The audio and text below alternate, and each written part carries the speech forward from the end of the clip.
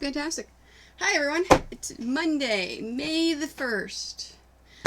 Today's quilting day, so if you saw my social media, I put a picture up this morning because it was pinning day, so I spent the morning at the family center, and I pinned 9 quilts. I'm going to try to get through as many quilts as I can today, and get them quilted. And then Wednesday is going to be binding day. So I'm trying something a little different for the Caps game tonight. I decided to wear my Club Red shirt. So no jerseys, no nothing, but still showing my Capitals support for the game tonight, and hopefully they're going to win. So that way they're not going to be down 3-0. They'll just be down 2-1. I also, when I was looking through all of my stuff the other day, whenever IMDMO donated, said something in chat about the message not showing up, and I'm like, oh, well, I see it. Apparently, the system that I use, whenever you send me a message, it doesn't pop up with the donation. So I want to actually read out what he donated the other day, which was, I love OV. I hope the Caps win the cup this year, which is fantastic, and I love it. Absolutely love it. So yeah, thank you very much for the comment as well as the donation the other day. I appreciate that. So I've got a new program up now, so now I can see the comments, so I can read them out when I see them. If you've noticed on my little thing, I apologize if I don't see. Today is the quilting day, so I've got my little comments there because as I'm actually quilting, I may not see your comments right away. I may not see the follows, donations, anything else right away. But between quilts, I will look up and I'll see what I've missed and make sure that I thank you guys. So this may not be right away because I'll be focusing on what I'm doing. I do have the 2 cameras set up. I had to turn off some of my lights, so I may be a little darker than I normally am because of that. But this way you can actually see what's going on here, because some of the lights were actually glaring off of the white and glaring off of this camera. So this is an important part of it, so I wanted to make sure you could see it. So 2 camera setup. I've got that together, and yeah, let's get going. So I've got all of my quilts behind me, stacked into a couple of different sections. The reason why is they are into sections by the color thread that I'm going to use, because I considered it a couple of different colors of what I'm going to do, and I'm going to figure off-white, gold, green, red, and purple are the colors that I'm using. So I'm going to start with the off-white because that has the most amount of quilts. So let me get started with this one. In fact, I'm going to do the panel quilt last. So we flip these over. I'm going to do the 2 Amazon Warriors first, and then the new Mega Man. I still haven't decided what I'm calling him yet. Yeah, because it's mostly Mega Man, but there's also a couple other influences with him as well. So, yeah. So quilting day. Alright. Now, whenever I do my quilting, a couple of things. I try to pre-wind as many bobbins as I can. I did not pre-wind the red or the gold because I'm not sure how many bobbins I'll use. I know I'll use 1, maybe 2. And I don't know if I'll get that far today because I'm going to stop the stream after 2.5 hours. I'm going to stop it at 7:30 because that's when the Caps game starts. So I'm going to go watch some hockey. And I did pre-wind some of the purples, some of the off-whites, and just 1 of the greens, so. But as many bobbins as I can pre-wind as possible is what I do. I may pick up some pre-wound bobbins whenever I'm at Spring Market, just because I want to try them out and not have to do it myself. So that's the first thing I do to prepare. So you notice yesterday I had a lot more going on here. In fact, I see in the camera I've got fabric right there. Let me move that. I had a lot going on around my machine. I've cleared all that away. So the first thing you need to do whenever you are quilting is have a clean area, because this needs room to move. So as I'm quilting, the quilt itself is going to move around. It may knock things over. It may hit things. So you want to make sure you have a nice clean area. So that's the first thing. Second thing is making sure that you are situated in the right way. So as I'm quilting, my hands are at a 45-degree angle with my shoulders, with my body. Hi, Marley. Hi, baby boy. Did you like your walk? He didn't go very far. What? He didn't go very far. He didn't go very far, so you had to bring him back? Yeah. Okay. That's a good boy. My family took the dogs for a walk. I know. Did you know that I was home and so you didn't want to go for a walk without me? You're very loyal. I love you very much. So, quilting day. Yeah, you're teaching people how to quilt. I am. I'm showing all the techniques for how to do the actual quilting. Yeah, you gotta keep your hands at a 45-degree angle. You do. Okay. So 45-degree angle, making sure your shoulders are back. Don't slunch, don't hunch like this because, yeah, you can't do that. It's No. the same way with like drawing and stuff. That's how you're supposed to sit. Yes, you're But supposed to I sit. don't do that. Nope, 45-degree angle.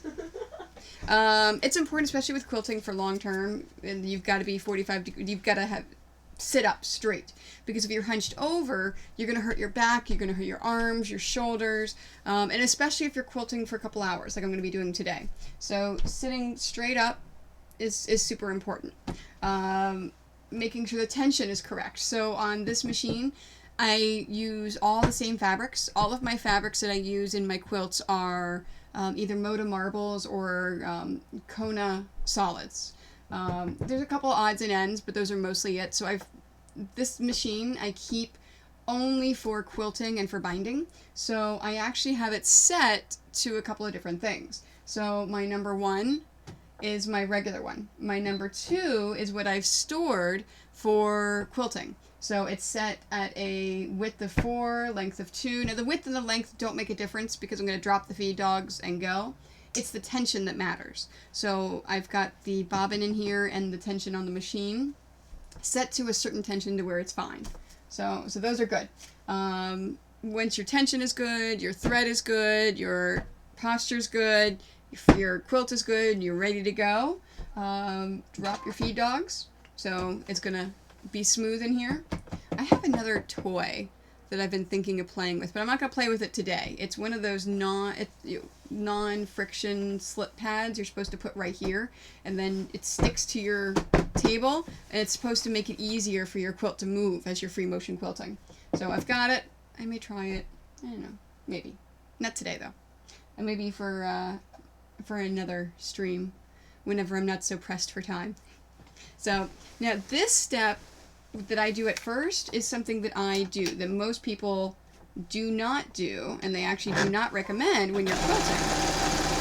I actually go along the edges and I sew them down. So I actually sew the edges down, and that way they don't come up at all. I say that because I have a really, really bad habit of catching the backing inside of my quilting, where the back itself will lift up and stick like that, and I'll quilt it into that, and then all of a sudden now there's no fabric right here. I don't know why I do it. It's just a horrible thing that I have done through the years, and yeah. So to prevent that problem, I have started to sew around my edges. And what that does is, let's say if this edge does come up now, if it comes up, I at least have my corner there and it's in place. So I'm only doing this, and the corner is still, at least has a backing to it. So it's the drawbacks to doing this, depending upon how you've basted your quilt to the batting and to the backing. You could get puckers. You could get bunching up inside the quilt because of the tension. So I do a very large meander, and so the tension doesn't make a difference for me.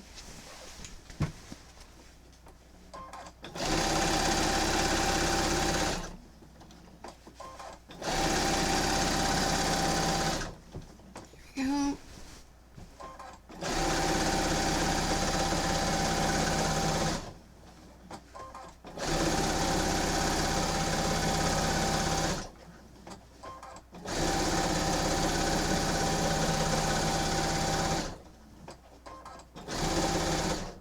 Now, you see, yeah, you probably can't see it on the camera.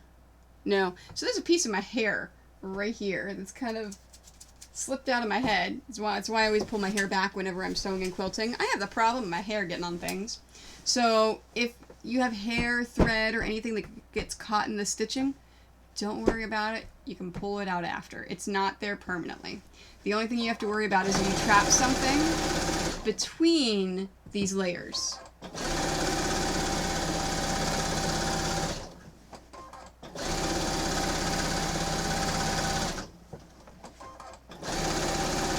Hi Amber, how are you?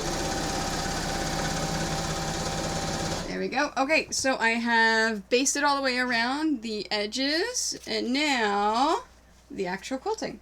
So before I get started, I'm making sure my pedal is in the proper place, my shoulders are back, and my arms are at a 45-degree angle, and before I start quilting, I'm going to see if Amber replies to me, because once I start quilting, I may not be able to look at the chat for a little bit.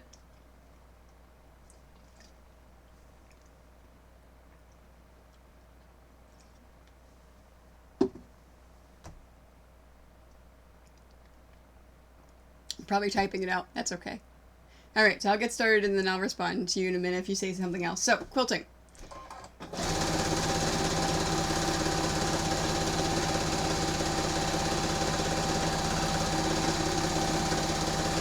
Now you notice how I'm going at an even pace, and I'm doing what's called a meander, where I'm just kind of moving all around the quilt, and I don't have any kind of pattern in mind.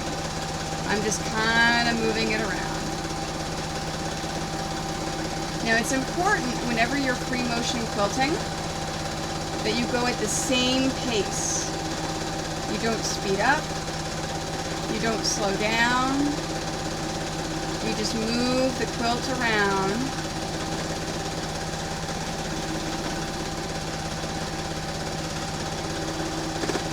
At the same pace. Now as I get to that blue, I am not going to sew through that blue, because that blue is for eyes. And I've learned the hard way, if you sew through eyes, or through the center of the face, it makes them look weird. It gives them expressions and mustaches, and yeah.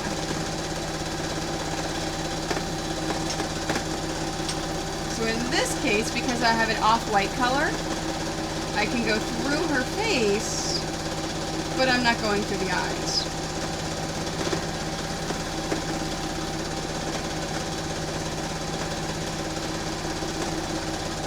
Okay, now I've reached a point here where the quilt is starting to get bunched up here, so I'm actually going to stop, adjust the quilt, make sure I have a nice flat surface before I continue on. So, I am doing well. No, this actually is it's a latte. It's I got a latte at lunch, and see, it's Starbucks. It's McDonald's, not Tim Hortons. Hi, Marley. You're a good boy. Okay. So now I've repositioned the quilt and it's a nice flat surface again. I can continue on. Now whenever I started it back up again, I have to make sure that I'm still going at the same pace as I did before. Now my meander always seems to be almost like a soft jigsaw piece, where there's soft corners, kind of almost loops, but I don't do any loop-de-loops. I don't do any curlicues. I don't do things like that where you think of that you may have with loops. More of just a all around. And this is something that I have been kind of perfecting all through the years. At first I did a lot of loop-de-loops, And I discovered I don't like the way my loop-de-loops look. I'll still do them on charity quilts and things like that. Charity quilts is where I'll actually experiment.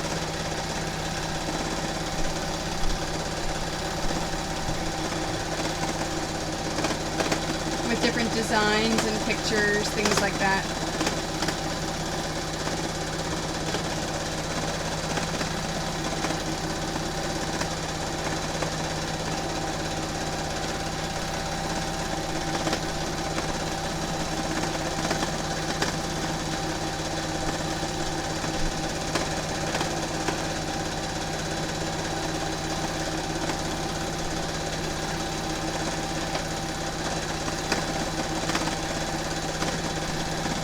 Okay, now as I get close here, I'm going to stop and I'm going to turn my quilt. Because now I'm going to start moving my way down. So I'm going to make sure that it's positioned in a way. Now it's super important. I have the extended table here, and it's actually, it extends out another 16 inches past this point. So the quilt can actually be pushed out and it's not going to drop. I should actually move this over a little bit more. There we go. So this table here actually also moves back and forth. So the goal is to make sure that the quilt there's no stress on it. When it's here, it's actually in my lap. It's not hanging free. If you have any kind of pull or stress on the quilt, it's going to change the tension of the thread. It's going to change the way that the design looks, and it's not going to be pretty. So I've actually been looking at the suspension system that actually holds the edges of your quilts up, so there's actually no tension at all, and it's easier to then quilt. So, but I've got to talk to a couple of friends of mine that actually use it, and I know they reviewed it, but I want to get their opinions off camera just to make sure that it's a really good system. So it's only $100 too. It's really kind of affordable. So yes, no, lattes, Amber, they're fantastic. They give me lots of caffeine, especially because tonight's going to be a late night for hockey again. So okay, so now I've turned it. I've got that.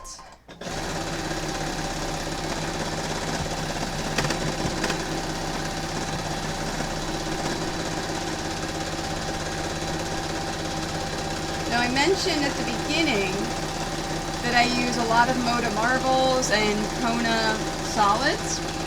I may switch my solids to the Bella line from Moda.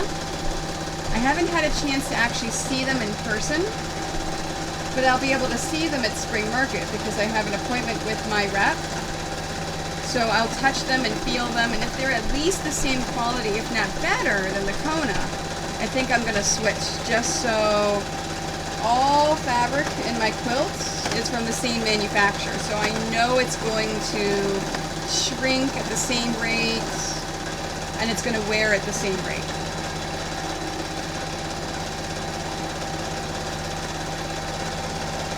Just one of those little details in quilting that I like to pay attention to.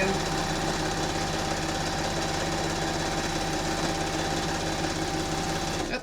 Now I'm stopping here even though I have a nice flat surface because she's falling down right there. So it's actually starting to do a little pull on the quilt, so I've got to pick it up and shift it. The moment you feel any kind of pull whatsoever, you need to stop and you need to fix it because there should be no pull. And I'm checking the bobbin while I'm stopping.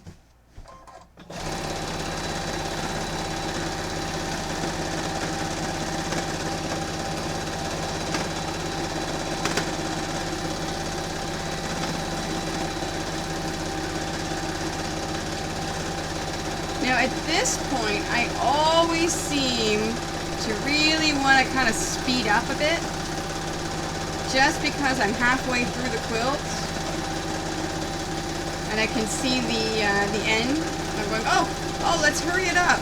So I have to force myself to slow it down, because this is the pace that I set when I first started quilting. So I've got to keep the same pace, because I want all those stitch lengths to be the same. I want it to be uniform throughout the entire quilt.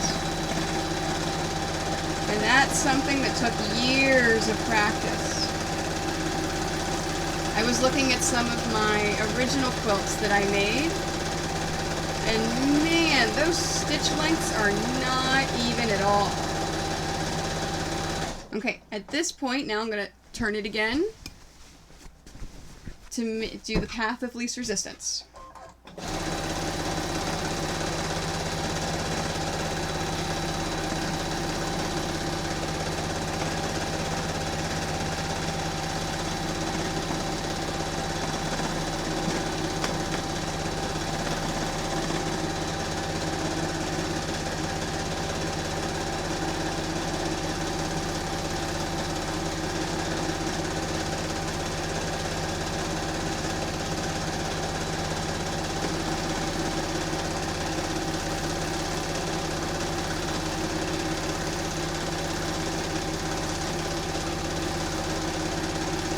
Okay, while I'm here, nope.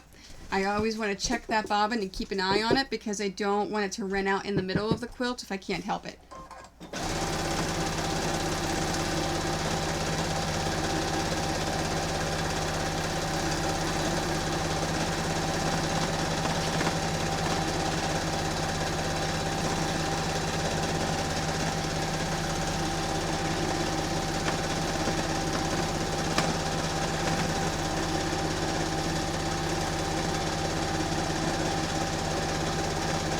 Now I didn't go all the way to the edge there because I still have to turn it and go down the side. So I want to leave myself an out to quilt to.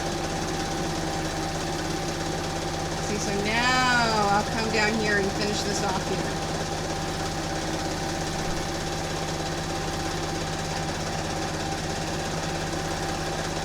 Okay, and then I'll stop because now I've reached the point where I can turn it again.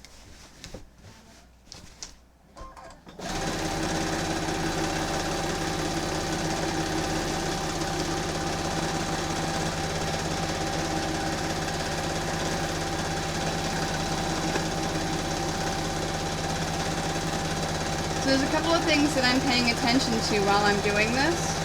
I'm keeping an eye out to see where my open spaces are that still need to be quilted. So I'm trying to keep the same amount of space between the thread and all the stitches. I'm moving it at the same rate, as I've mentioned that a few times. And I'm keeping an eye out for problem spots in the actual quilt top. Because if there was a problem spot while I was actually sewing it together, a good way to really secure it and not have it be a problem spot is quilting through it and over it. So if you have one of my quilts, if you notice an area where there's a whole bunch of quilting right there, there may have been a problem with the actual sewing or the top, and the reason why there's a whole bunch of quilting all in one space is it's really locking it in and making sure that there's going to be no wear in that area. So, alright, so she's done. So I always like to take a break between my my actual quilts, kind of stretch a little bit because, again, with the shoulders, you don't want to have too much strain on your shoulders and your back. And thanks for the host, Amber. I appreciate it. All right, where is... Oh, there they are. I'm going to go around this camera. These are my pins. All right.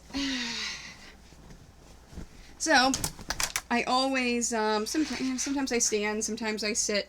It depends how my legs are feeling. But between the actual quilting, I normally take the pins out. And it gives my shoulders and my arms a break.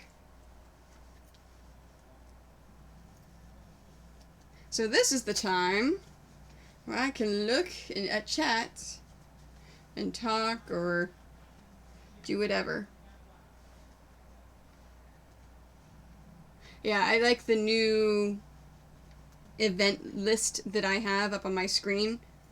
It's funny because I was having issues with it the other day, and then I was tuning into a bunch of other streamers, and apparently it was the system software, because they were having problems too. So, but it looks like everything's fixed now.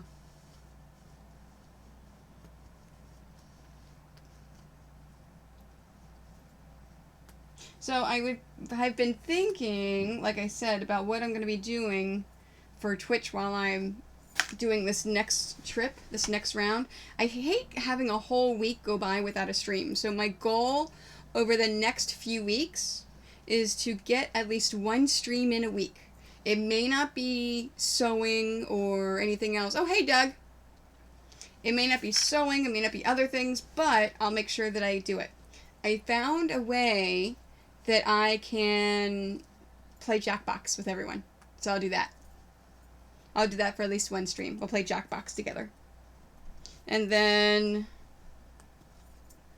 I still have to check the convention. I don't think I can get a landline at the actual conventions, but I'm in the process of trying to call the hotels where I can check to see if I've got a landline in the rooms. If I do, well, then I'll be doing some streams from the room.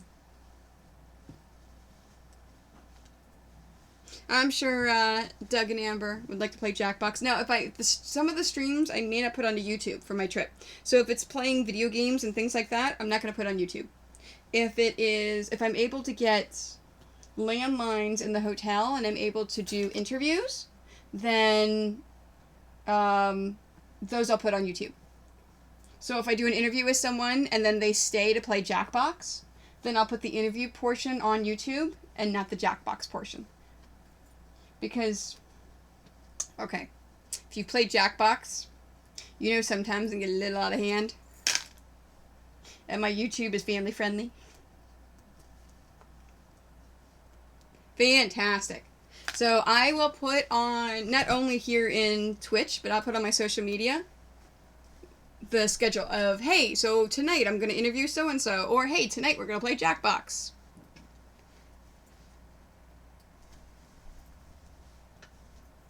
I think that'll be fun. Now I just gotta decide, because I'm gonna buy it for my computer. I've got it on the Switch, but I'm like, I don't want a camera on the TV. It may get distorted. It's better just to buy it on the computer, because my laptop, I can do the single camera, so I can have it on the screen and then the camera on us as we play. Kind of like as a little picture-in-picture, like everyone else does for video games.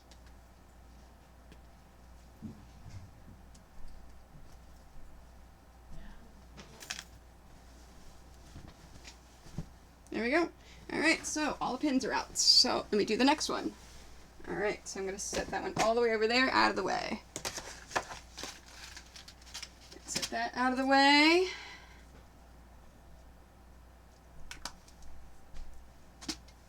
Alright, next, same exact quilt. Oh, and I forgot to mention before, for the prep, I use quilting gloves whenever I quilt. It actually gives it more grip. So you see it's not moving around as I touch this. It gives it grip so I can move the quilt around and actually grab it and not have to worry about my hands slipping off of it, so you have more control over it. I love these gloves so much. When I found them, I bought 3 pairs. This is the second pair that I'm working on right now. Alright, so my bobbin thread is almost gone. So if I get through this complete outline, outer area, I'm going to start to actually go around the outside of another one.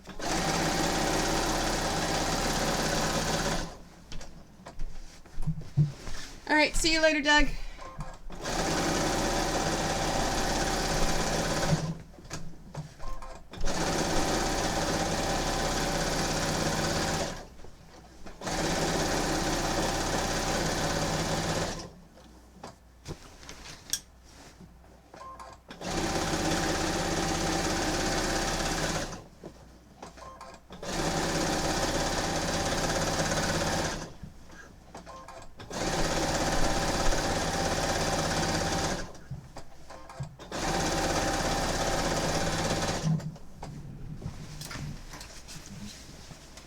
I'm hoping I can get through all 9 quilts before 7:30.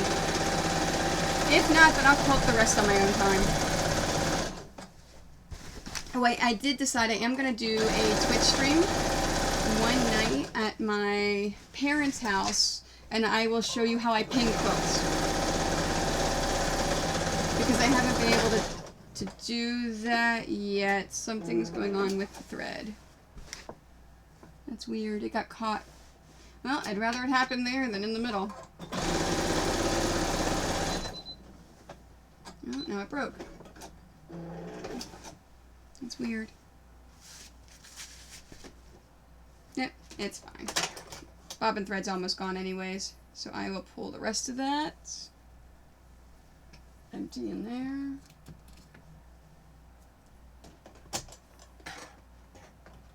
Alright, I will see you in a bit, Amber. Alright. Oh, it got caught in here. I see.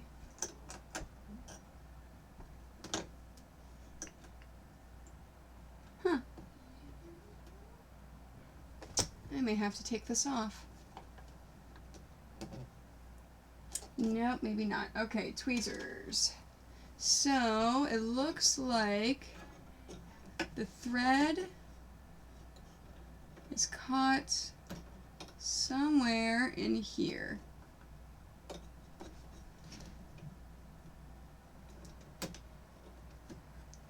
There we go. Got it.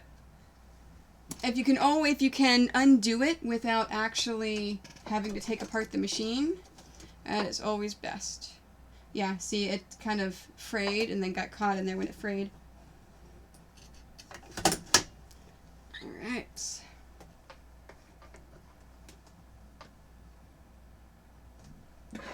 For some reason, my automatic needle threader does not like this needle, but that is perfectly fine because I am used to threading my other one that doesn't have an automatic needle threader.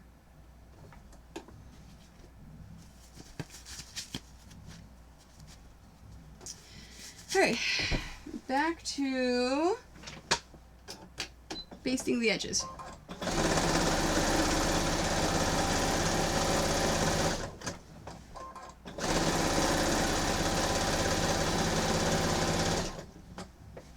I also, as I'm doing the edges, I'm looking to make sure that the back is also a nice, smooth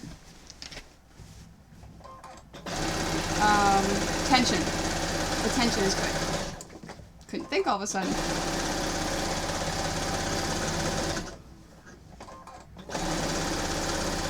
Now, I'm not worried about the stitch length when it comes to the border, because this is all the basting. This is not going to appear in the actual quilt itself. All of this is going to be covered by the actual binding. Alright, so getting ready to quilt, fixing my petal, shoulders back, 90 degrees.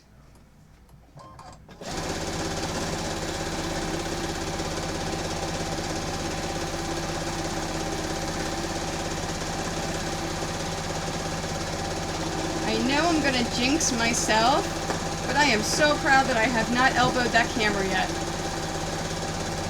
Every other time I have had a camera here at my arm while I've quilted, I've elbowed it.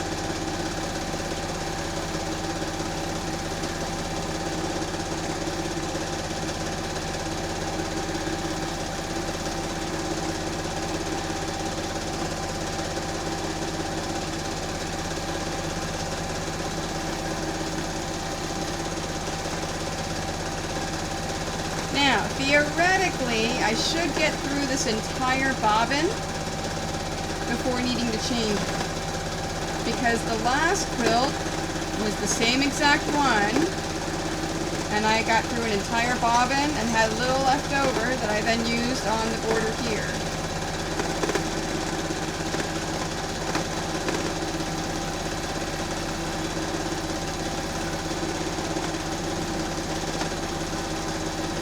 I feel myself wanting to rush again, and I've got to slow myself down.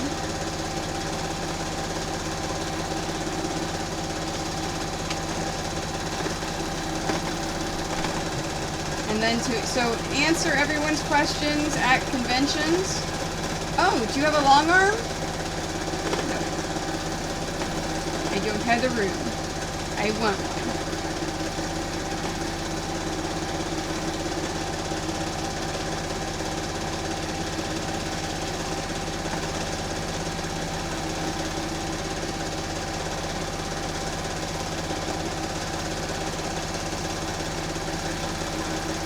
Although next time I make a quilt for a gift, one of my local sewing stores has got a public long arm. Alright, so I'm going to stop the story and stop at this point. You see the awkward angle that I'm sitting at right now? So what I need to do, and I know I'm at an awkward angle because you see how I'm kind of angled my body this way? I need to be like this, meaning I need to reposition. So if you need to reposition, stop. See? I told you I'd jinx myself. Stop, reposition yourself, and then do it again. Okay, I was just checking chat to make sure I didn't miss anything.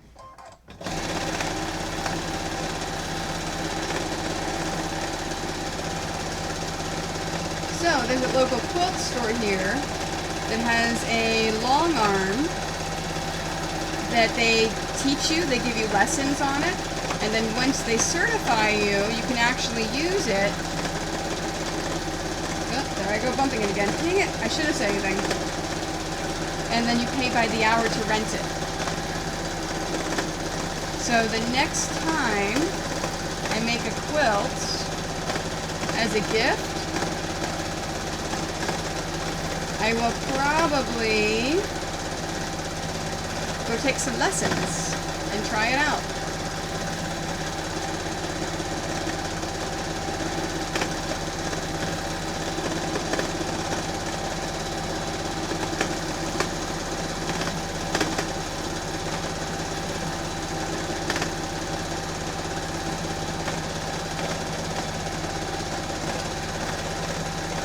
And if you have any questions at all about what I'm doing with free motion quilting, feel free to ask. Now you notice that one little bit just tried to jump up and get in the middle of it, and I caught it and pushed it down. Oops, I feel tension pulling. Yep, it's falling down, so I've got to shift it again. So if it starts to pop up like that, especially the corner here, it's going to try to pop up and pull over. If that happens, you need to get it out of the way. You need to have a nice flat area when you're free motion quilting.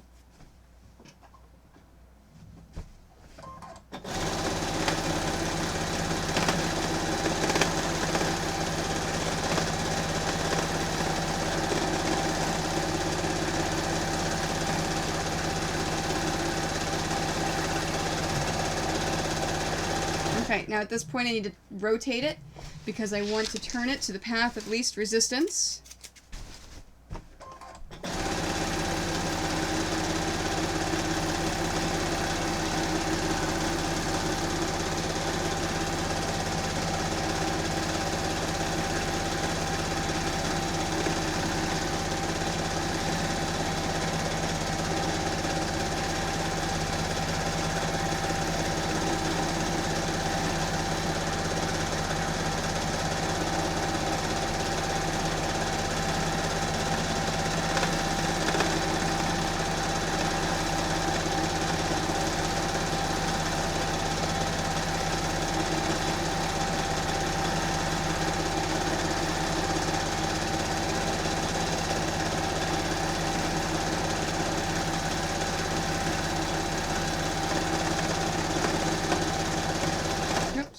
Yep, I feel it tugging. The moment you feel any tugging at all, if it's not nice and free in order to move it, stop what you're doing and fix it.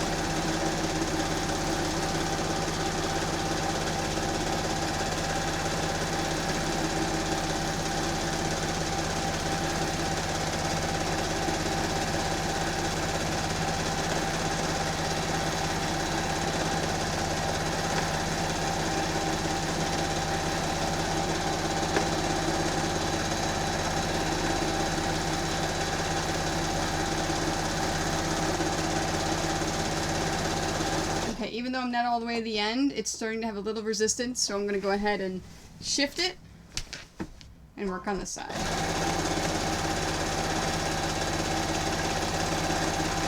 Now, like I said at the beginning of the stream, I'm going to do all of the ones with an off-white thread first, because there's 4 of them. It's going to make it easier to use all the same bobbin thread and all the same top thread. And then the ones that'll have actual color, I'll do one at a time after it.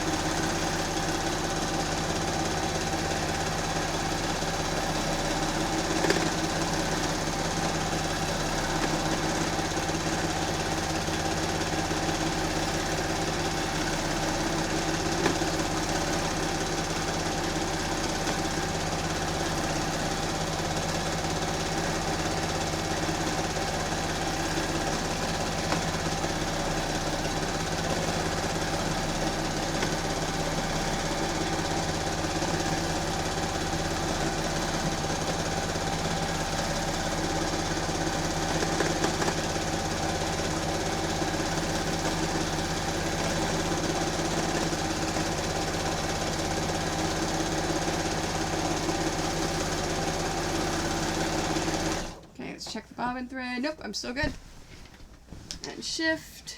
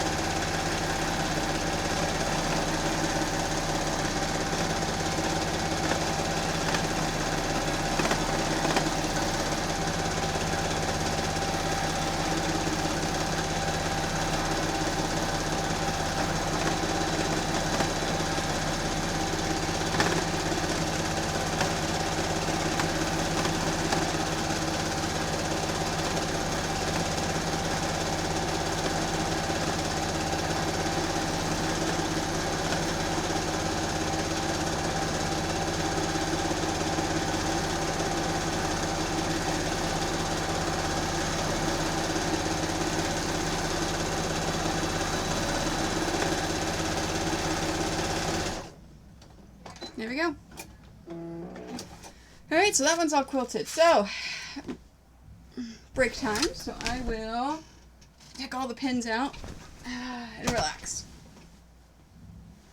I can already start to feel my shoulders start to tense up a bit. I made an appointment tomorrow to get a foot reflexology. As I'm sitting here quilting, I'm thinking, you know what? I might see if they can have a time for an upper body massage too, for a back massage. Because I'm sure I'm going to get lots of knots in my shoulders.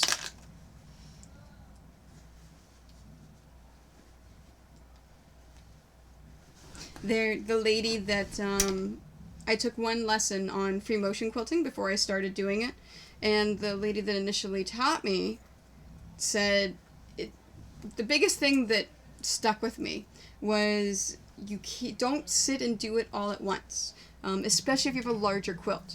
The most that you want to sit and quilt without any kind of breaks, 45 minutes to an hour. You should not ever go more than 45 minutes at a home machine for free motion quilting. If you go any far more than that, it's going to be bad for your back and your shoulders. What she used to do, and this is 10 years ago, she would put a CD on and listen to the CD. When the CD ended, she knew that, okay, if she hasn't taken a break, she's got to stop, get up, and take a break. For me, my meandering on lap quilts does not take that long. It is quick and easy. So that's why I always take small little breaks between and just take the pins out.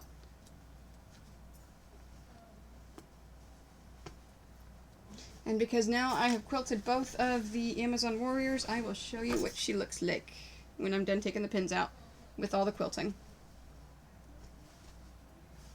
So the next step is trim the edges and bind it. So Wednesday's stream, there's another caps game at 7:30. So the stream on Wednesday is going to be 5 to 7:30, and I will be binding all of these quilts. I'm probably going to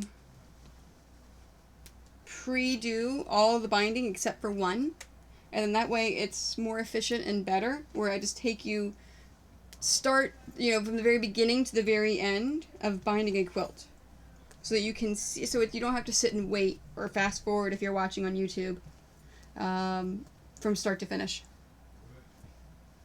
You can be like, oh hey, I can just watch this one little segment and see exactly this is how you bind a quilt.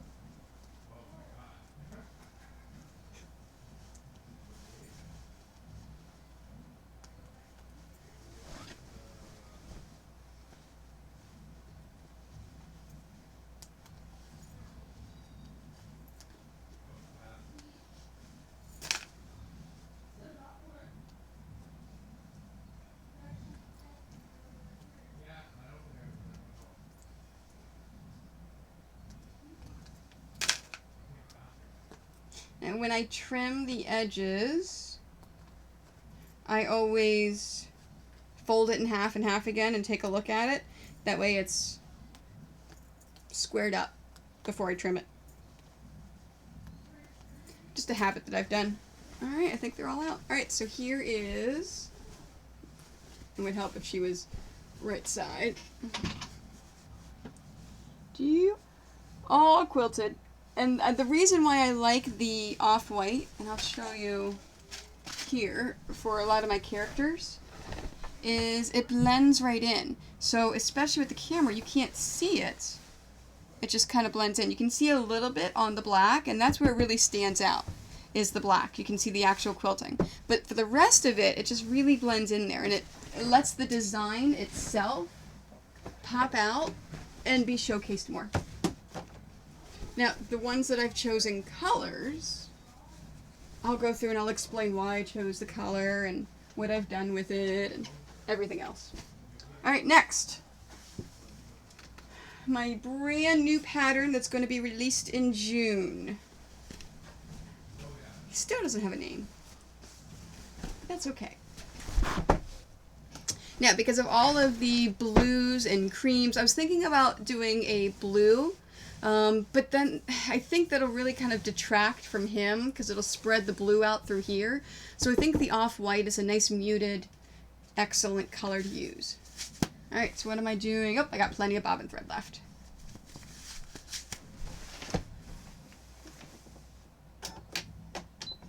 Alright, let's make sure I didn't catch anything. Nope.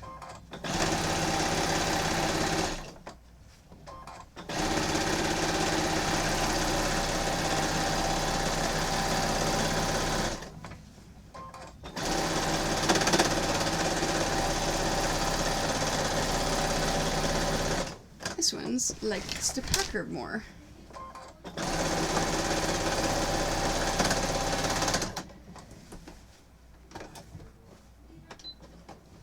Okay. For some reason I thought it was caught in there.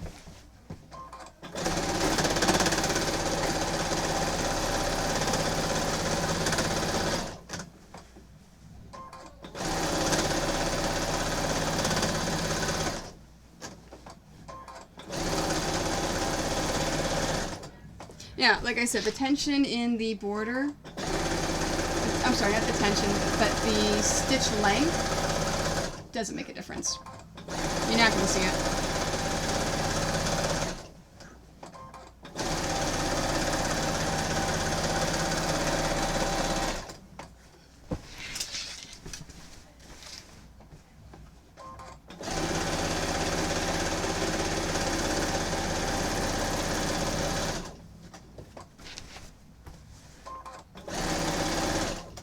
I'm out of bobbin thread.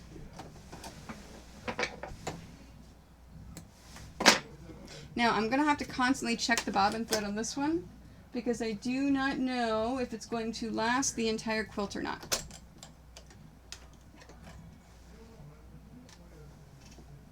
Oops. I'm so used to having it there. I forgot to put it behind me today because I want to have a nice clean open space for free motion quilting.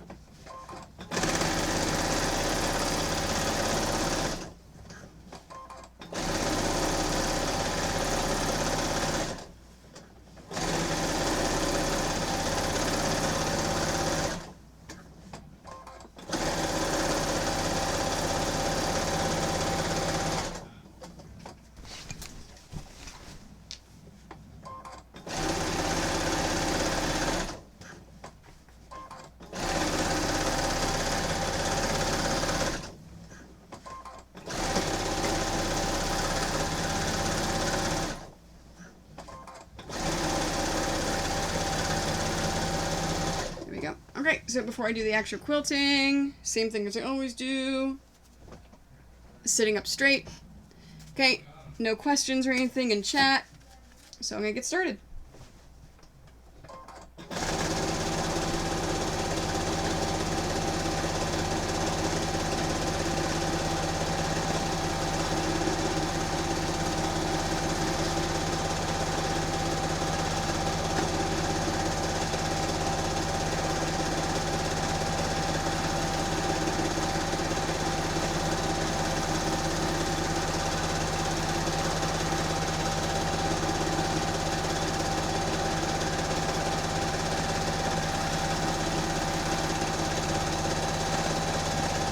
I feel it pulling.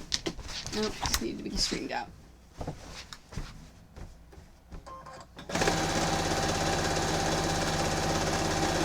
Now the starts and stops, I don't know if I've addressed that yet. Whenever I stop and then I start it back up again, I'm keeping the needle in the same exact place for a couple of stitches before I move it on. This makes sure if there's any hiccups in the thread by accident whenever I stopped or started back up again, then it's really anchored and secured in place so it won't come loose at all. Alright, now that black mark right there, just the top of my needle, is his eye. And I do not like sewing through eyes because it gives them funny expressions. I'm going to ignore that area completely and just kind of sew around it. Same thing with his other eye. So I make sure I know what my quilt looks like and I have a plan for how I'm going to quilt it before I even get started. With all of my quilts, it's almost all the same. Even though this is the first time that I have ever made this quilt and quilted it, I'm still going to treat it the same way as I do all of my other pixel quilts.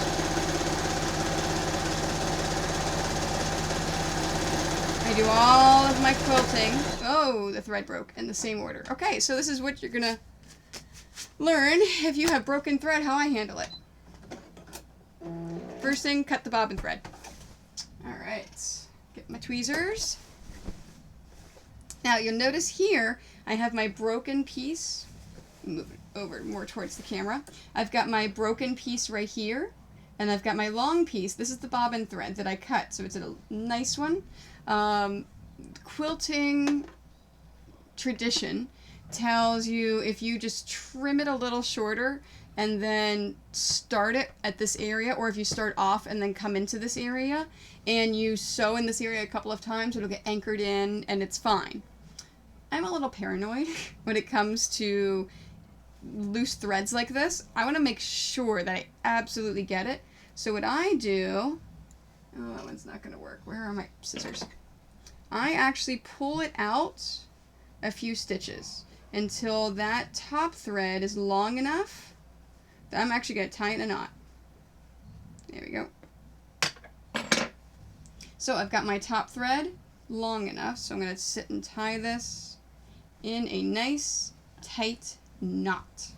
And what that's going to do is guarantee, even if I anchor it not so well, this is not coming loose at all.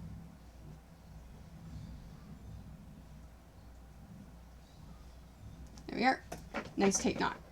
And now I can trim this thread here, and I know it's not going to come loose. Alright, back to quilting.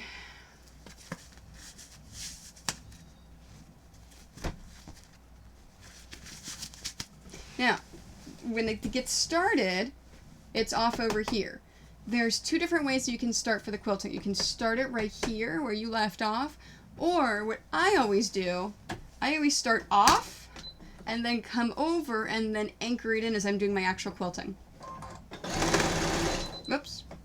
It would help if I strung the top needle again.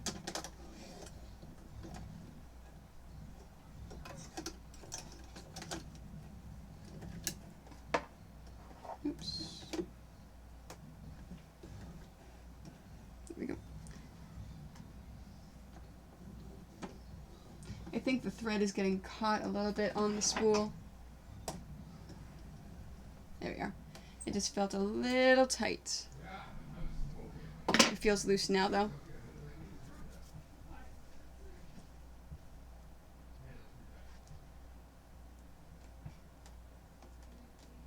I'm just trying to straighten it out so it doesn't have any kind of curl in it. Just makes it easier to thread it. There we go. Alright, now let's get started again. Welcome back, Amber. Alright, so I'm going to start off the quilts.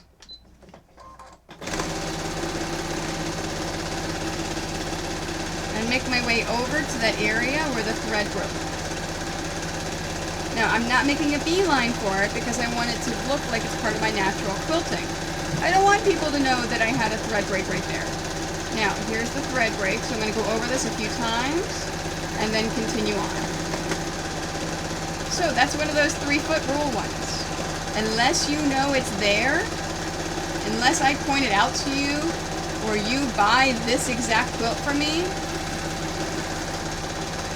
you won't know it's there.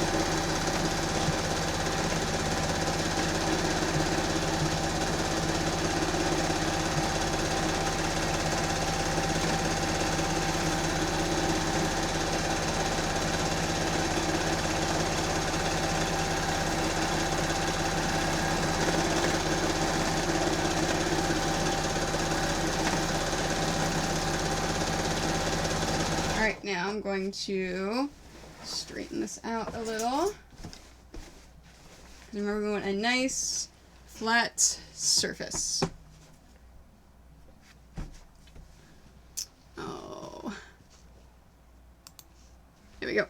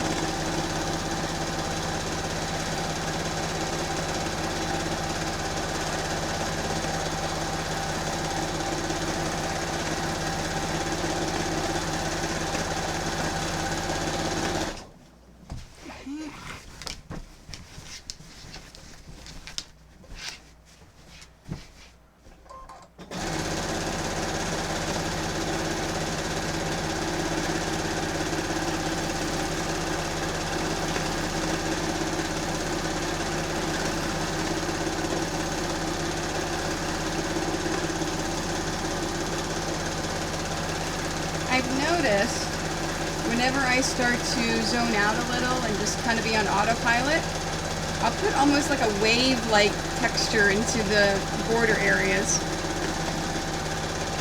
Not quite sure why I do that, but it looks cool.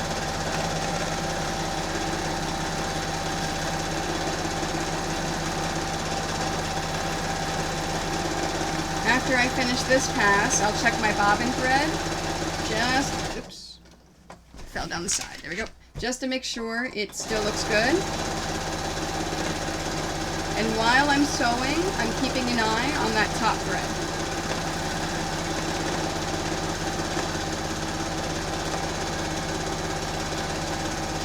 Because if that top thread starts to get low, just like with the bobbin thread, I want to head that off because I would prefer it not to happen in the middle of the quilt.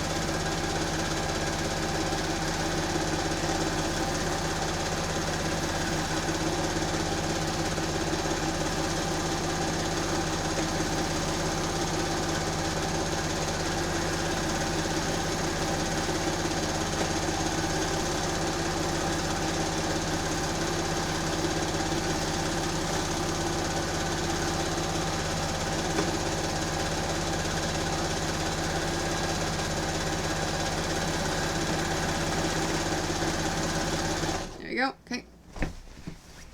Yeah, exactly. I do not want threads to run out because then I've got to go through all the issues of what I just went through when the thread broke in the middle of tying it off. Okay, so check the bobbin. Nope, bobbin's still good.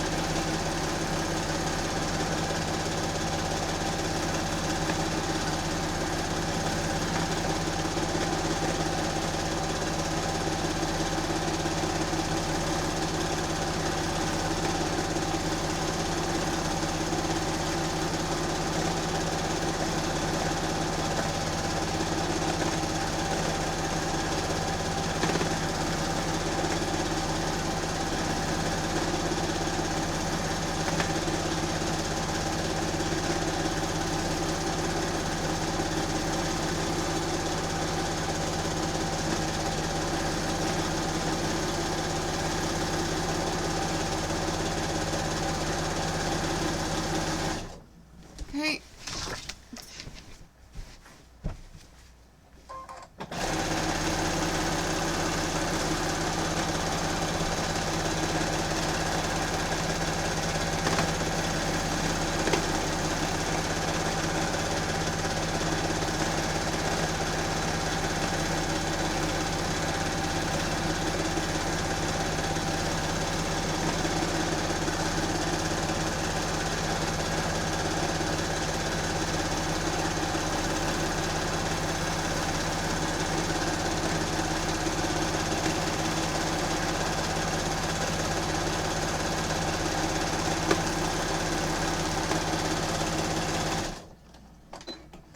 Here we are.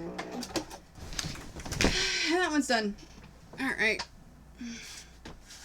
Hi, Marley. You're a very cute puppy. You know that? You are.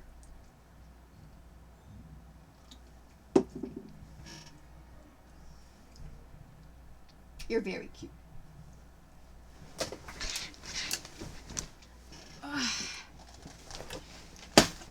Alright. Relax, take the pins out before I do the next one.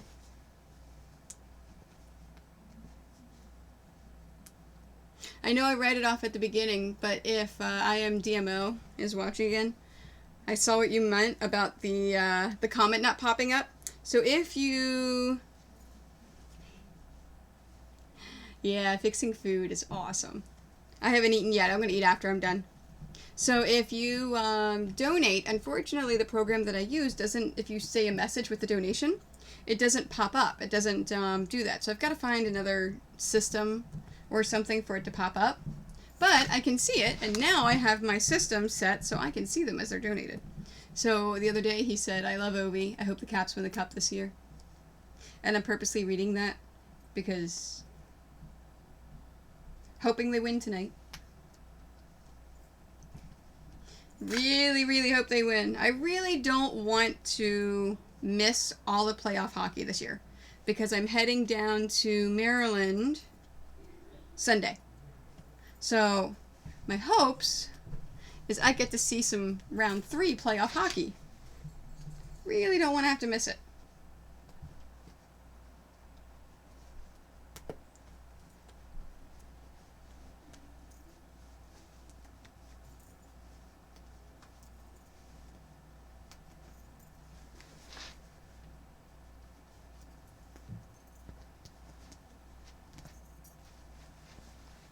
If you are in the London, Ontario area, I got all the information today for the kids class that I'm teaching in June.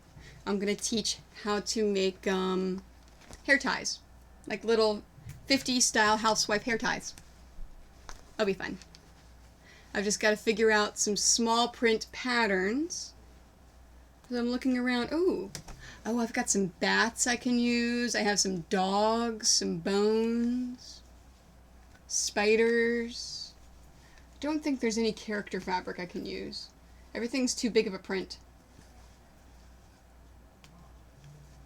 Yeah, I even think my sugar skulls are going to be too big.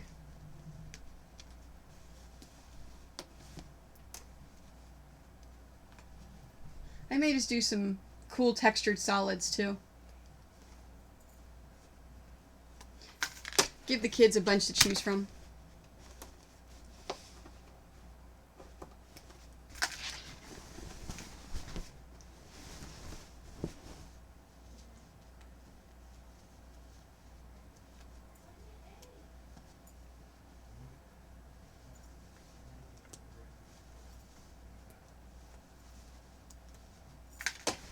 I also got to take pictures of all the commissions I have finished today.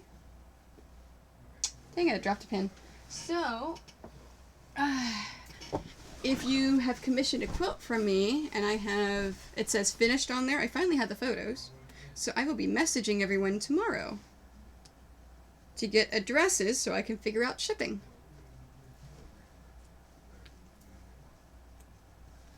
I always like it when I complete stuff.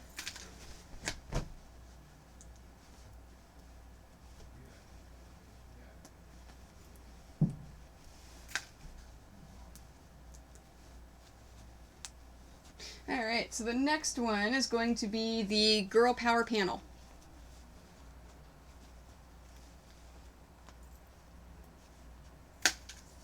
Alright, so here is the new guy who's going to be my new pattern in June.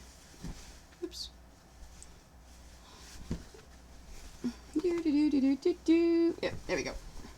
Now, of course, he still needs his binding, which will be Wednesday's stream. Okay, Girl Power. Now this is the last one I'm doing with the off-white thread.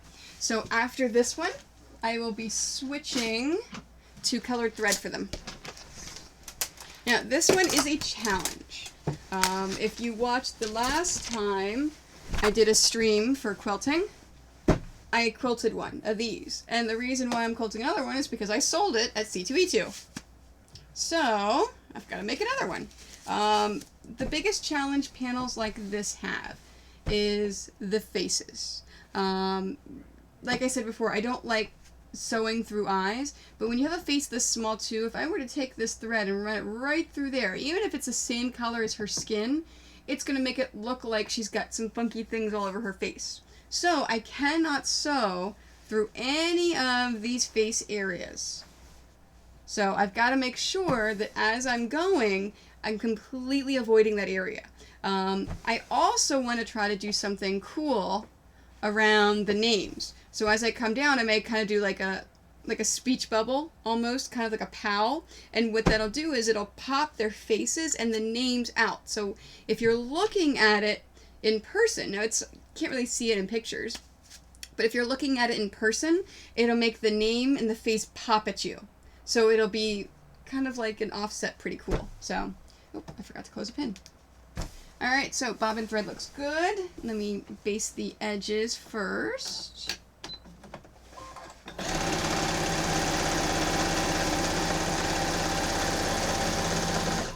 And then I'm probably going to take some of these pins out as I go, because of the names.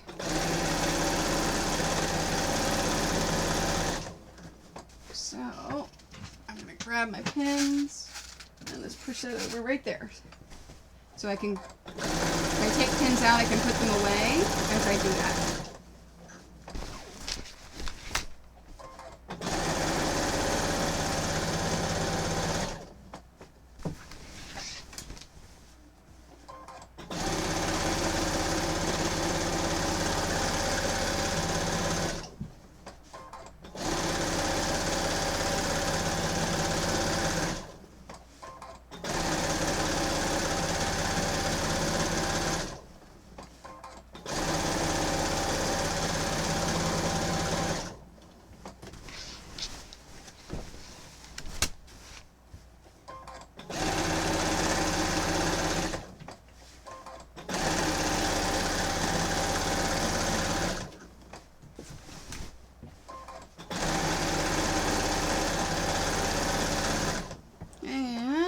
To close that pin, so I'll close it now.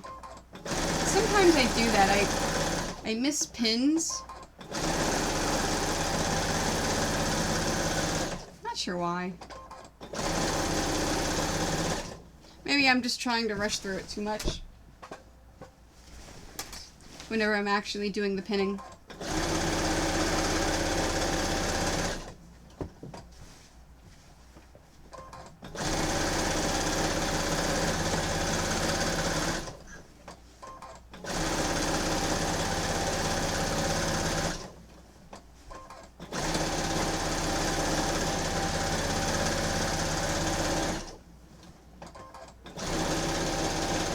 There we go. Okay, so quilting time.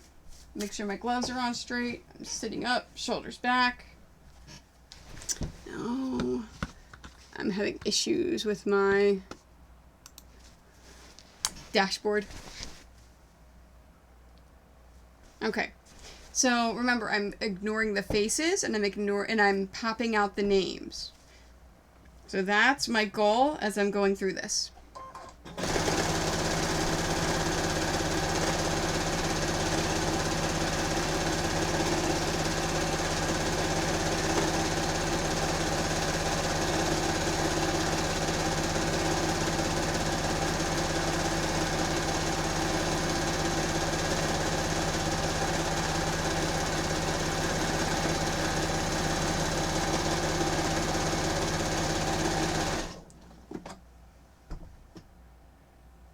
I ran out of bobbin thread.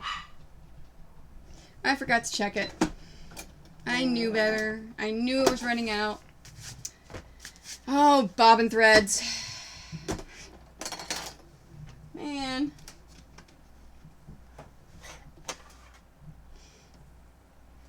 You are the bane of my existence, bobbin thread. Alright, so let's see that again.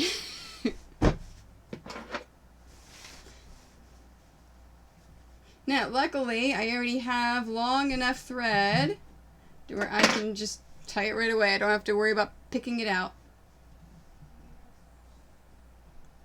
If you ever hear a quilter talk about making a mistake in the actual quilting and they have to pick it all out, that's what they have to do. They have to actually pull out every single one of these threads. It is a pain. I have only had to do it once.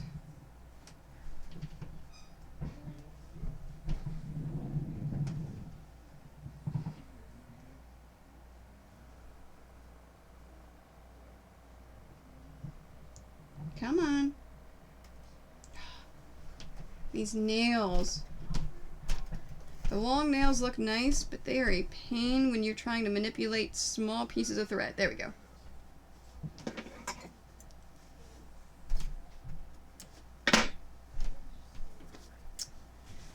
Alright, I've already changed the bobbin thread, so I'm going to start over here and work over.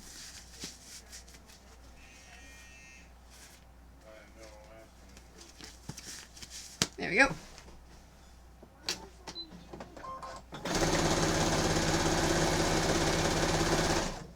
Now, I do want to take this pin out because I want to go around that back girl.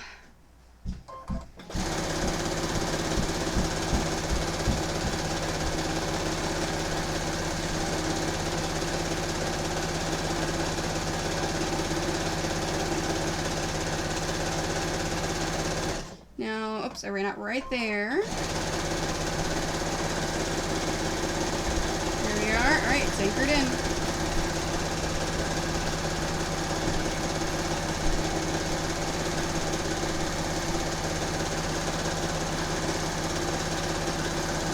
Now, there's another pin here. Take out. Now, I'm thinking that that Wonder Woman here that I'm actually sewing right now is going to get cut off a little bit with the binding. But if it still has the pattern that I want, it'll be fine. Now you may notice I'm doing a smaller meandering with this one that I did in the ones before. It's actually called a stipple. And the reason why I'm going smaller is because I'm sewing in smaller spaces. So I want to make sure that I get everything I want.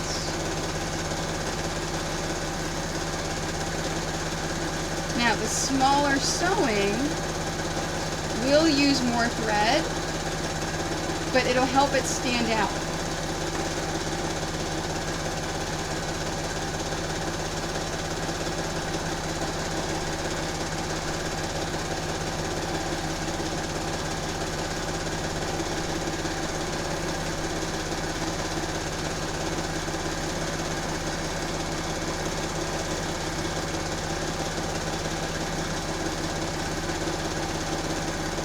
That smaller sewing in the smaller area will really, really, really let the girls and the names stand up even more.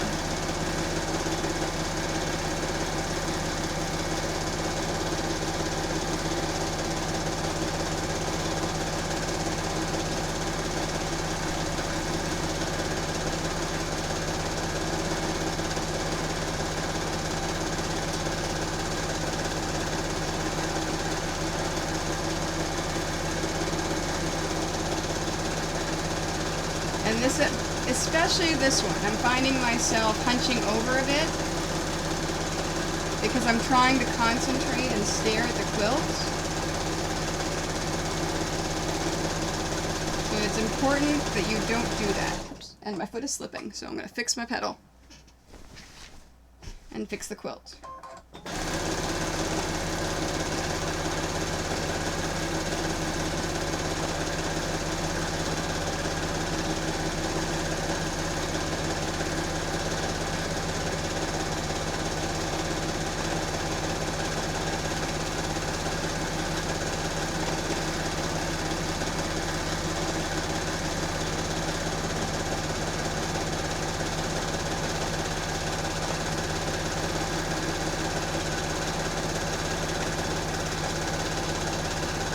Oops. And I'm going to take that pin out because it's in my way.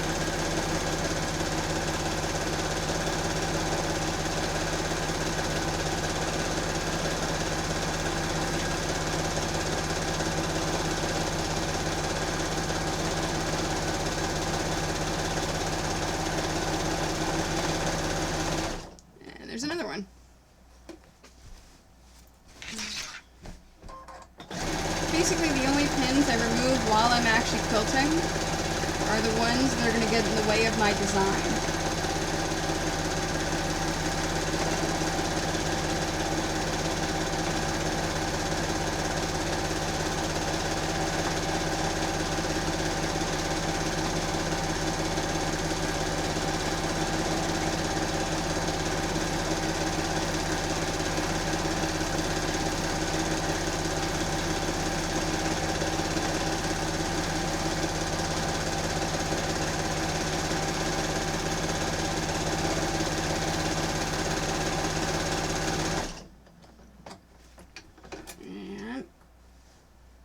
In the way.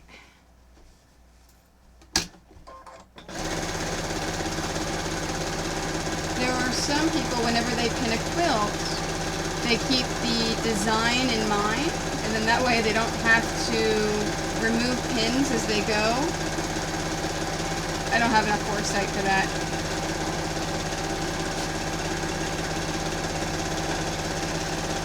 I've tried doing it that way, and I can't seem to get enough pins in there.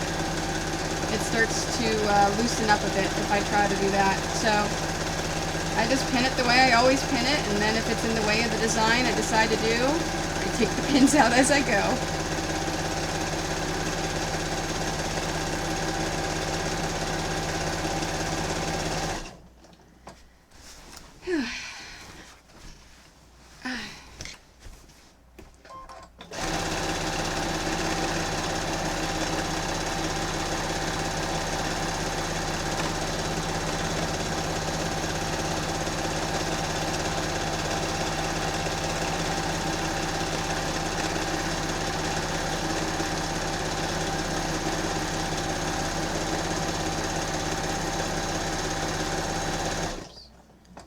That one out.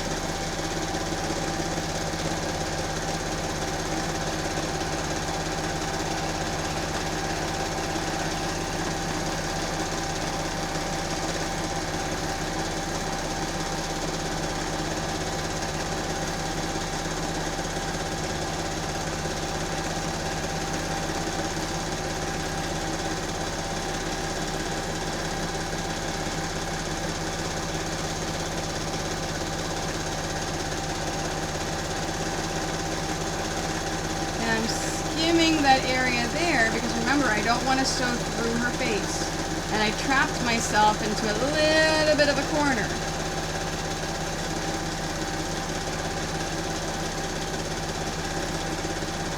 Because I do have a plan.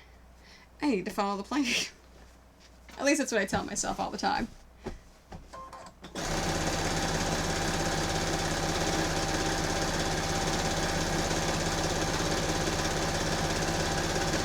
All of the ones that I have quilted so far, this one is the hardest because of all of the different things I have to keep in mind and do.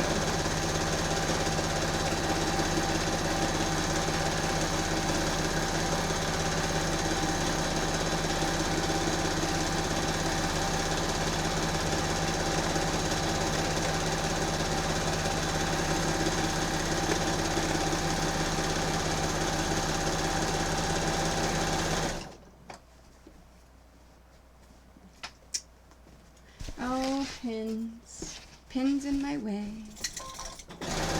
Oh, pedal start to slip. When my legs are no longer at a 90-degree angle, I know I need to fix the pedal.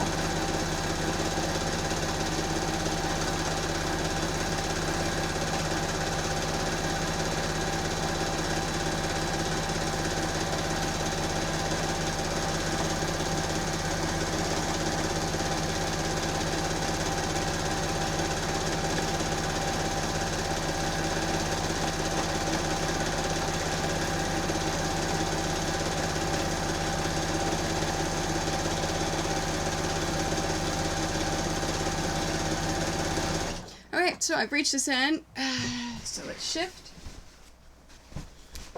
So I've done the first 3 rows. So my plan right now is to just do a single row across to the middle, down, single row back. And that'll leave me 3 rows at the bottom. So I'll probably just do the same thing, out and in, so that leaves me 1 row at the bottom, and then back and forth at the top.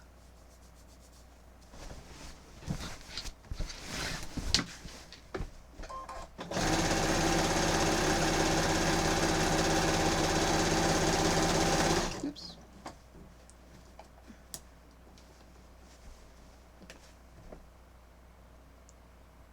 I like how Batgirl and Supergirl are trademarked, but there's no trademark on Wonder Woman. Huh. That's interesting. I wonder if Wonder Woman's that trademark.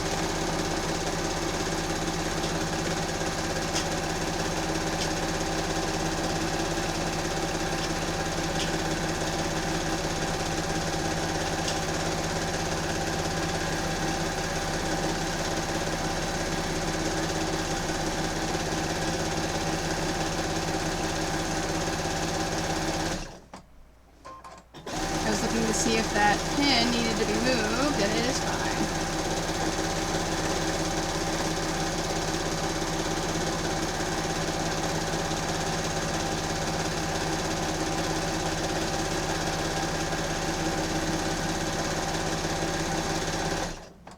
I'm going to move this one though.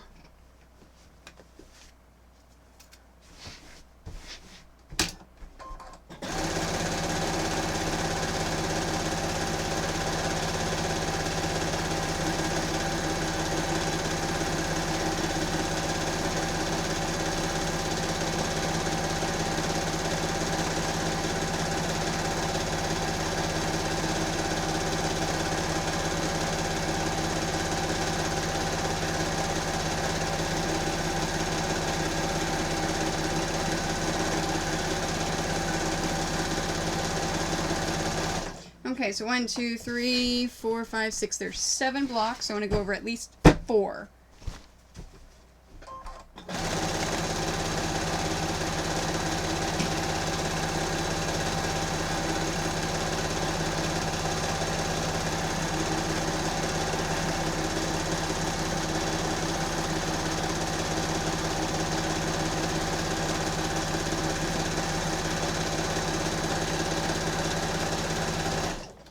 I just made a mistake. So, I'll turn it here so you can see in the camera. I just realized as I went around Batgirl, I left this area open. Whenever you're quilting something, it's important that you don't leave an area open bigger than your fist. And if I take my fist and put it in there, it could work. It all depends upon the batting. To play it on the safe side, I'm actually going to now go back through, come up, do a little quilting, and then come back over here and maybe go back down again. How can I do this? You know what? I'm going to close the Batgirl, and I'm going to follow along some of these, and then come up, and then come down through here. That's the way I'm going to finish this one. There we are. Yep. That solves my problem. There we go. Alright, let me turn it back. Salad for now. Pizza on the way. Fantastic. See, you're going to make me hungry. That sounds like a great dinner. I have leftover lasagna in the fridge, unless they've eaten it all upstairs. And I can always make some pasta or something.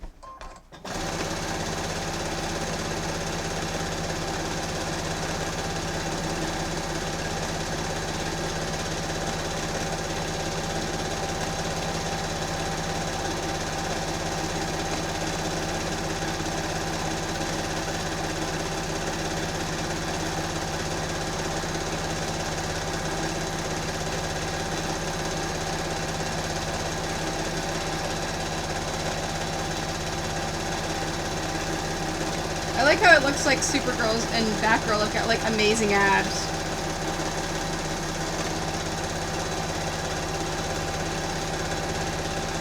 Oh yeah, no, Wonder Woman's got amazing abs too.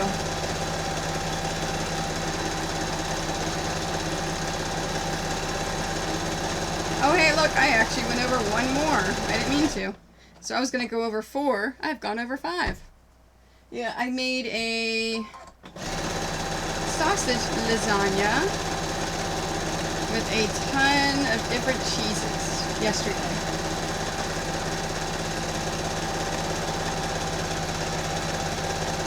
Alright, so this is a last one. I am not going on to the Supergirl. I'm going to stop at 5 over.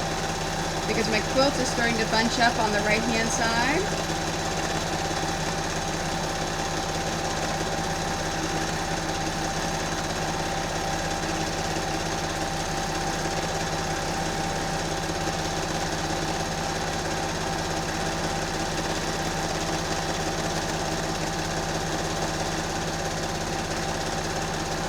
Now when I get back with my bobbin, because I am using a lot of bobbin thread.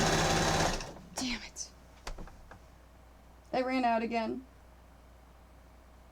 I was about to say, I'm using a lot of bobbin thread doing this, so when I get back over, I'm going to have to check it. And sure enough, I ran out of bobbin thread. Why, thank you very much.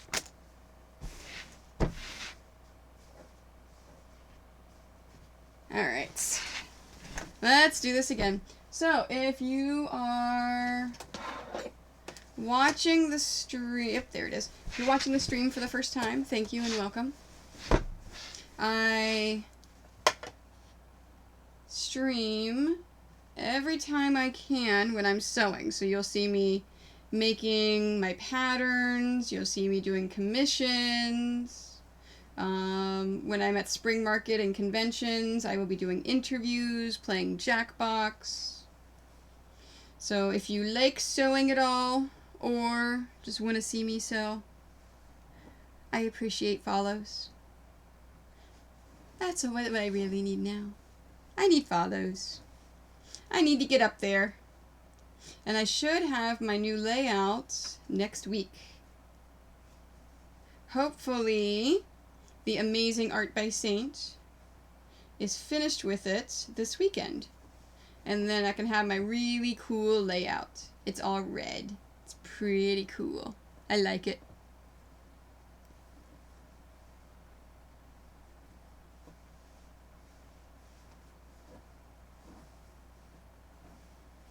Come on. And of course, if you're watching this on YouTube, thank you. And I hope you think of subscribing to my channel, because I put almost every single Twitch stream up onto YouTube. So, as I do my tutorials, answer questions, do all that, you can go back to YouTube and watch it. Okay, so how I'm going to get myself out of this mess. It is right here. It ran out. So what I'm going to do is I'm going to start all the way over here after I change the bobbin thread, of course. And I'm just going to kind of go along the top, anchor it in, and then as I come down, I'll only have to worry about the sides and the bottom and the names as I'm coming back over.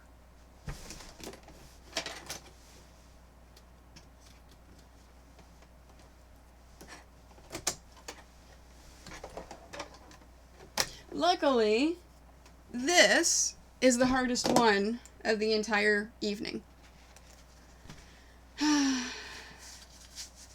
Well, you can't subscribe to me yet, but you can follow me. I'm not a partner with Twitch yet. I need lots of followers to do that. So, you can't subscribe, but follow. I appreciate follows a lot. And thank you very much, Amber. I appreciate the recommendation. I'm trying, or endorsement. It's an endorsement. I appreciate the endorsement.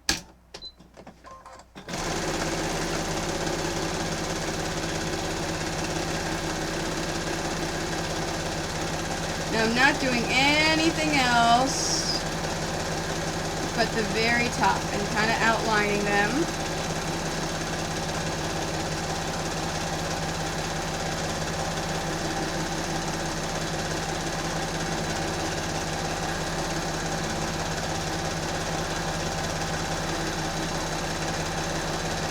Alright, so I'm heading over here. I'm going to slow it down, anchor it in, and then continue.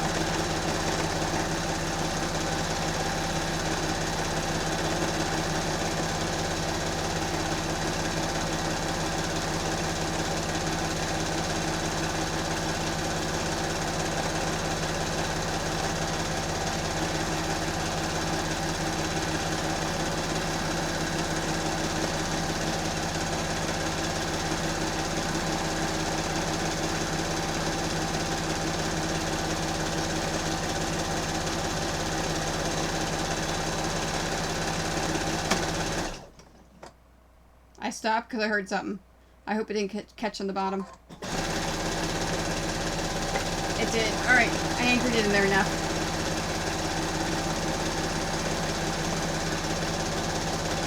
That's the other thing too, because I'm doing the stitches so tiny and the stippling so small, sometimes it may get caught in there,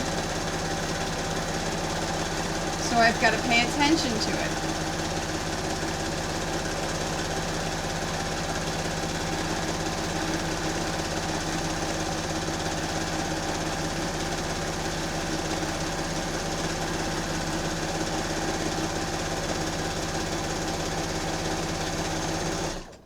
Take out that pin. Yes, subscribe. Oh! Yeah, subscribe to YouTube. That's what you were saying, subscribe. Okay. Thank you very much. Yeah, subscribe to YouTube.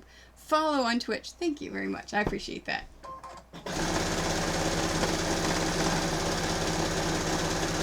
For some reason, I was thinking that you were saying subscribe on Twitch.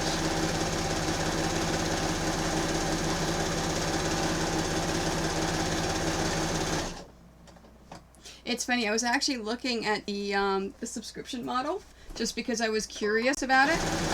Did you know, when you subscribe to someone, the $10 a month you give them, $5 of it goes to Twitch, and only $5 of it goes to the person? I was like, I did not know that. It is quite interesting. So Twitch loves to allow people to subscribe, because that is how they're making their money, and we want Twitch to make their money.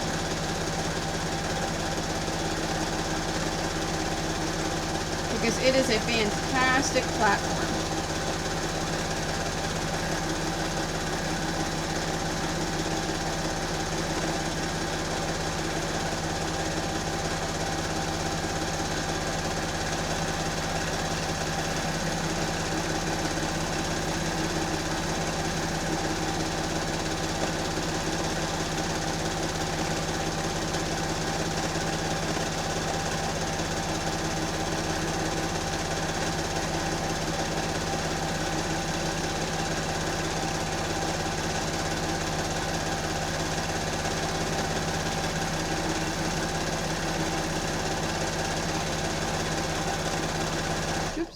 Take that pin out.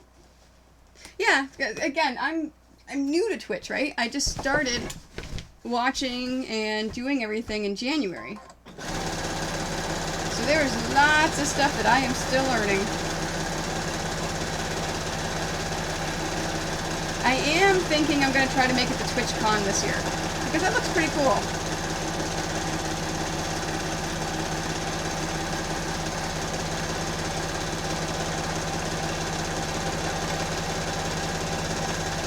Just add it to the many, many different conventions I do.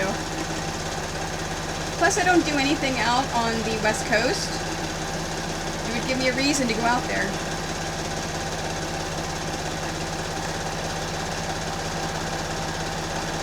I have a ton of friends on the West Coast I would love to go visit.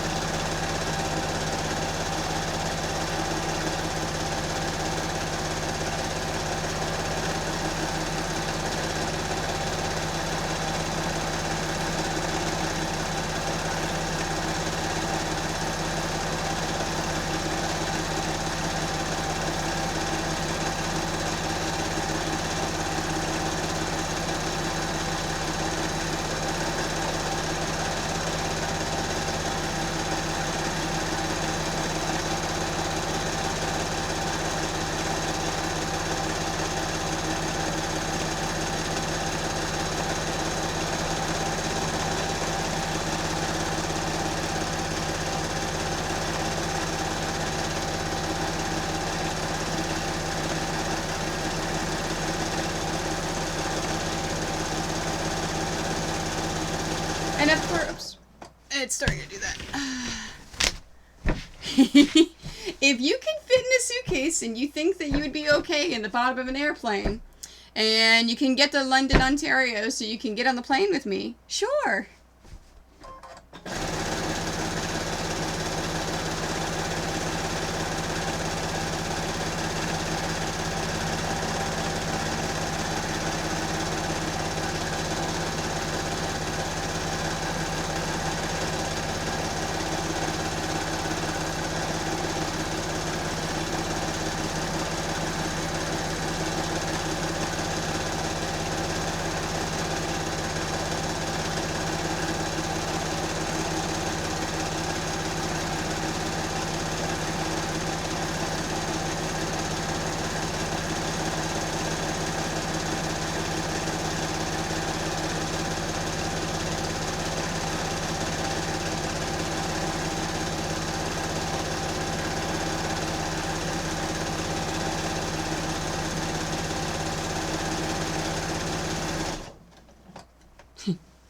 because that's the trick, right? Getting you here to even get into one of my suitcases.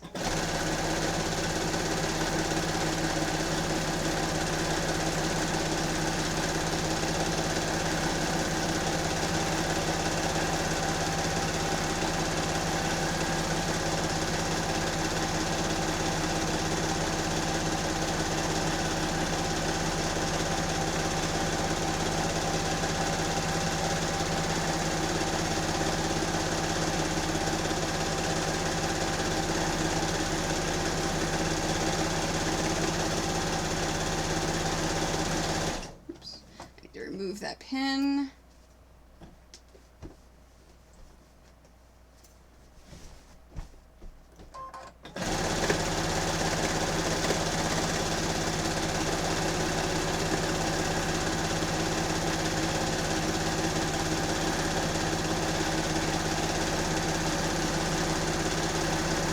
Now, I have sewn myself into a little bit right here where I've already sewn here and I don't want to go right along the edge. So I'm actually going to go off the quilt and then back onto the quilt again. So that will actually solve my issue.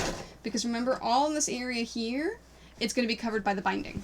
So, alright, I've got most of it done. Let's check the bobbin. Okay, bobbin's still good. I'm not running it out of it yet.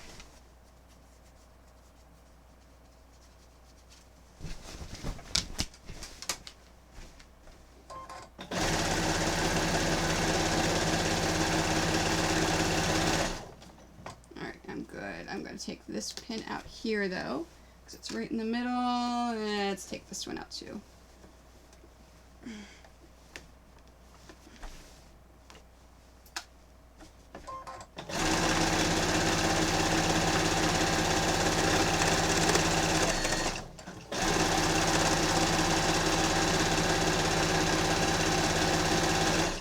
Now I've sewed myself into a corner, so I got to take this pin out.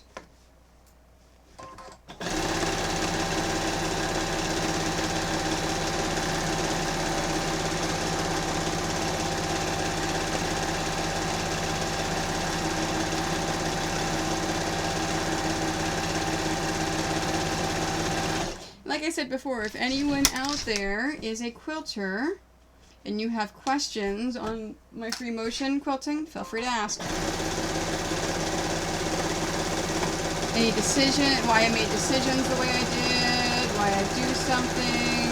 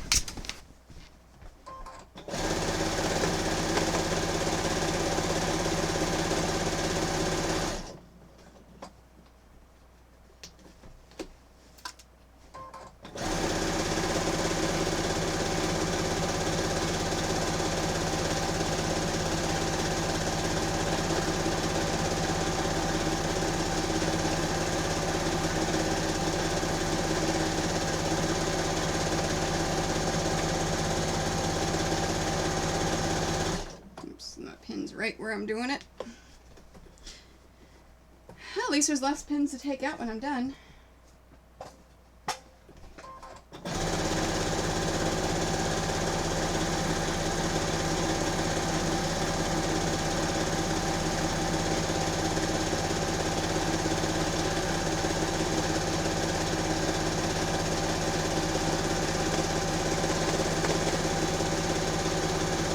Now, even though the bottom part of that Wonder Woman is going to be in the binding and you won't be able to see it, I still want to continue on with the same quilting that I've done for the others for consistency, and thread broke.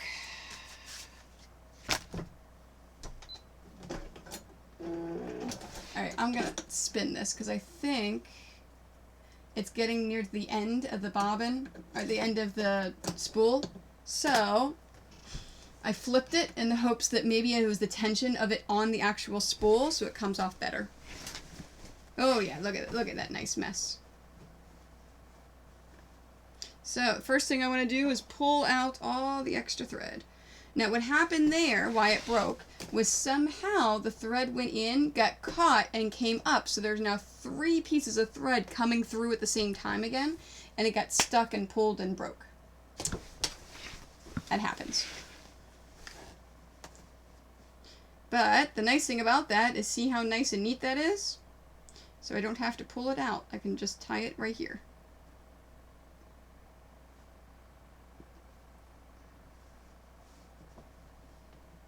Yeah, thread breaks stink. They happen though. Here we go. Trim that. Alright, while we're at it, this bobbin thread looks good. Can you see that? No, I guess you can see it in the camera. See how much is on there? It's about half of a spool. Okay, so it broke right there. Oh, that's easy enough. Alright, so I'm going to come off and actually do Supergirl first, and then I'll come up and anchor it. I'm like, where did I put my gloves? I threw them. And 6:38. Okay, I'm good on time. I'll get at least 2 more, if not more, finished after this one. Oh. It would help if I rethreaded the top.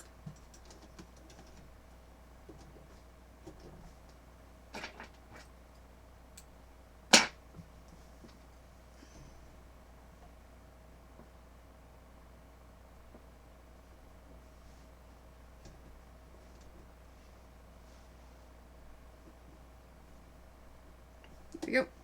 You know how much I love these chrome needles that Schmetz makes now? That's the exact same needle that I finished quilting the stained glass lint quilt for Nicole, and there's no residue or anything on it, and I can pick it up and quilt it. Now I'll probably throw this one away after I finish quilting all those because, yeah, I don't want to. Needles have a life, and that is probably beyond its life once I've gone through all those. I don't want to sew that thread into there.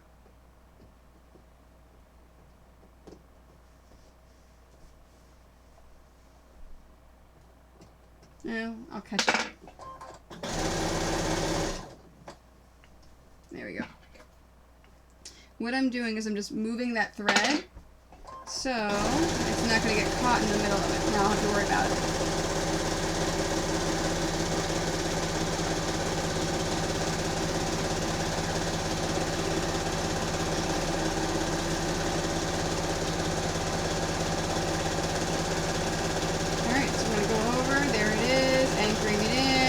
Continuing on.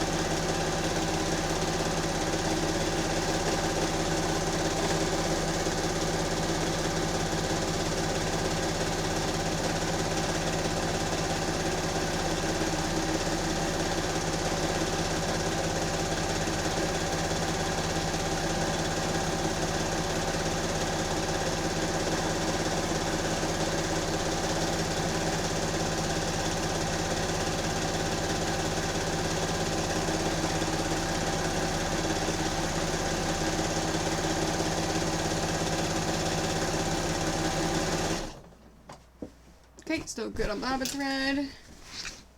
Alright, and I only have a couple of more going this way.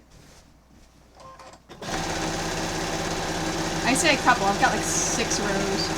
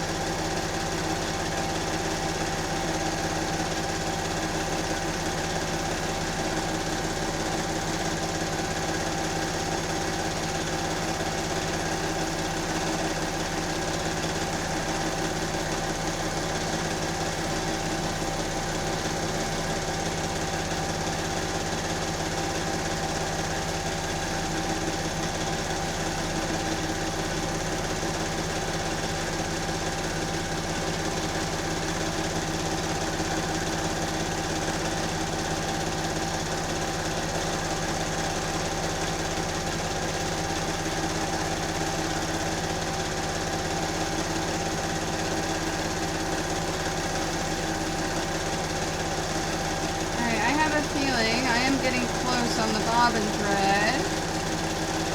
So when I get back over the edge, I'm going to check it.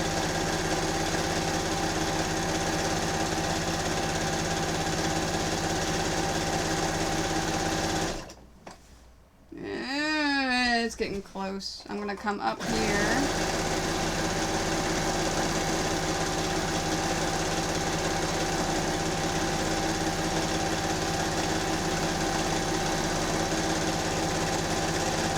Stop it there. And change it. This is what was supposed to happen the previous 2 times. See, that's how much bobbin thread I have left. So there's not much. I always take the thread off and pitch it before putting the empty bobbin back in my handy dandy holder.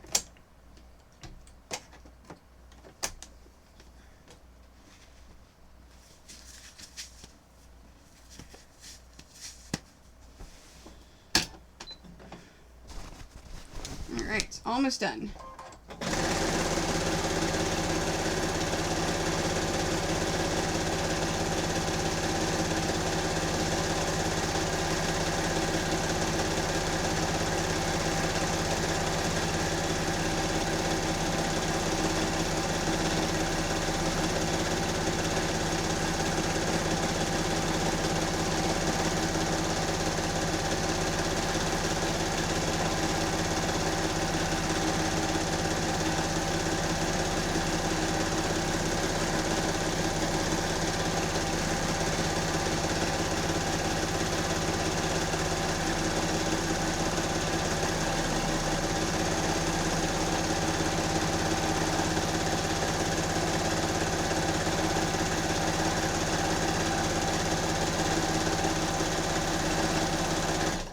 Take that one out.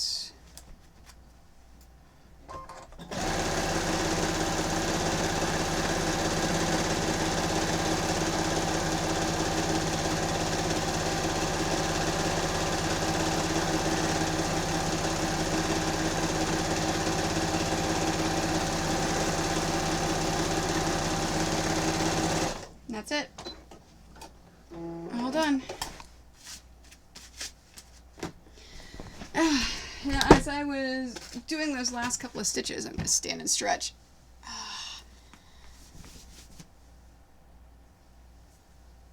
Here we go.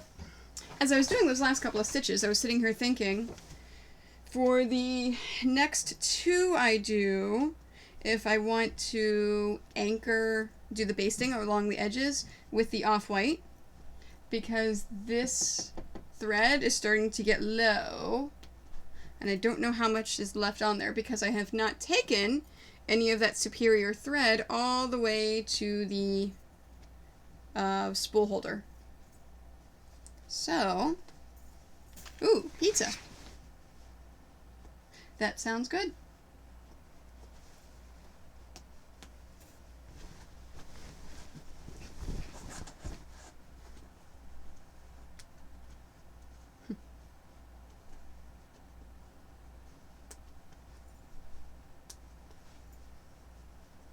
So I have behind me, I have 2 Japanese wood spirits. I'm going to quilt in green.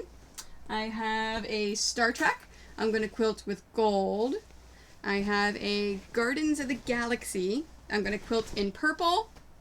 And a Walking Dead. I'm going to quilt in red. I think the red will really make it pop. You notice as I'm sitting here taking out pins, I'm also stretching my shoulders and my neck. I'm making sure that during my break between quilting, I am not letting my muscles lock up, and I'm stretching them out.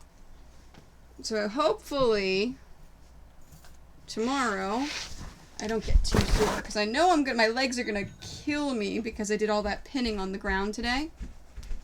If you saw my social media post, I actually do all of my pinning on the floor. I like to do my pinning the traditional pinning way. These are actual specialty pins where it has a curved bottom right here, so as you pin it, you can actually hook it in. Hey. Aw, you shaved? For now. I know. Oh my god. I know, it doesn't. You have no beard. I know, isn't it weird? Oh my god, Mike. Alright, you have to come in front of the camera and show people. No.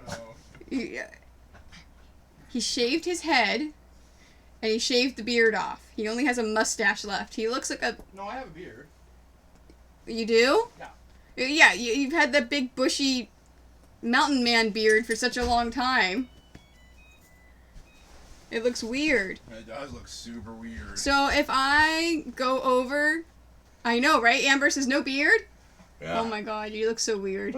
I feel like I'm missing something when I grab my face. Seriously, you have to come over here. No, I'm good. You sure? Yeah.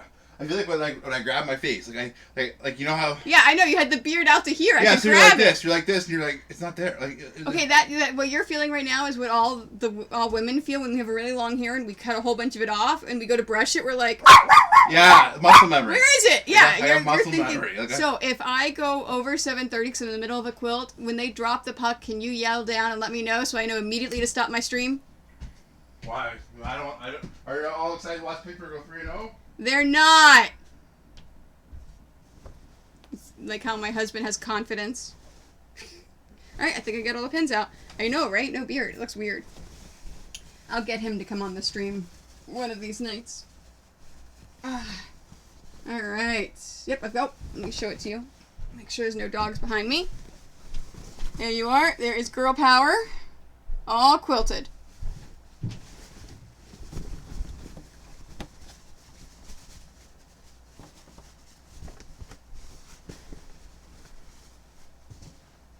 He'll probably grow it back. I know him. Alright. Swoop, let's leave that there. Okay. This is the lovely green I have picked for my 2 Totoros. Actually, you know what? Let's do Walking Dead next. Because I know Amber likes Walking Dead.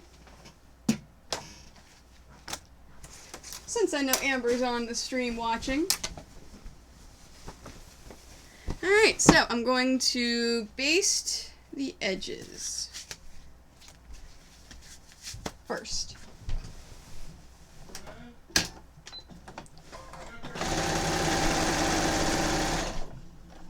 And I may set it aside and baste a couple of more.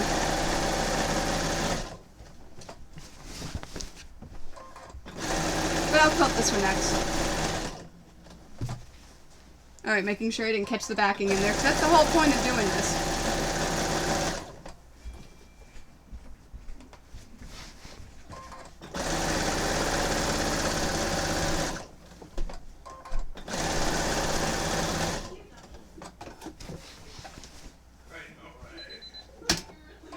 They're upstairs laughing at his no beard now. Hey, Jord. I told him he should come on camera and show people he has no beard anymore, and he won't do it. Let's see if we can guilt her into making him doing it. Or have her guilt him.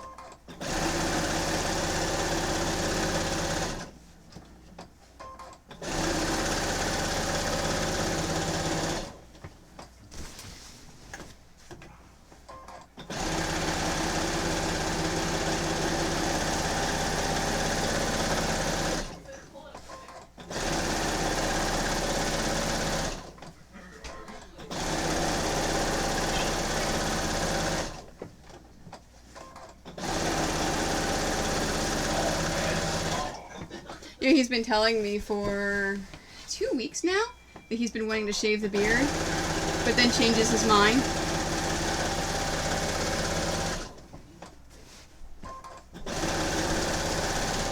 Oops. There we go.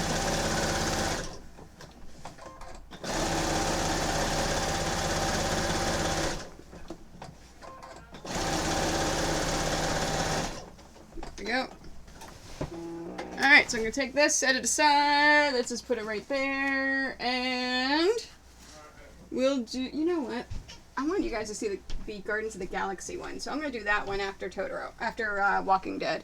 So, let me do the edges of the Gardens of the Galaxy. I love this quilt. It's not as cool as the new one that's coming.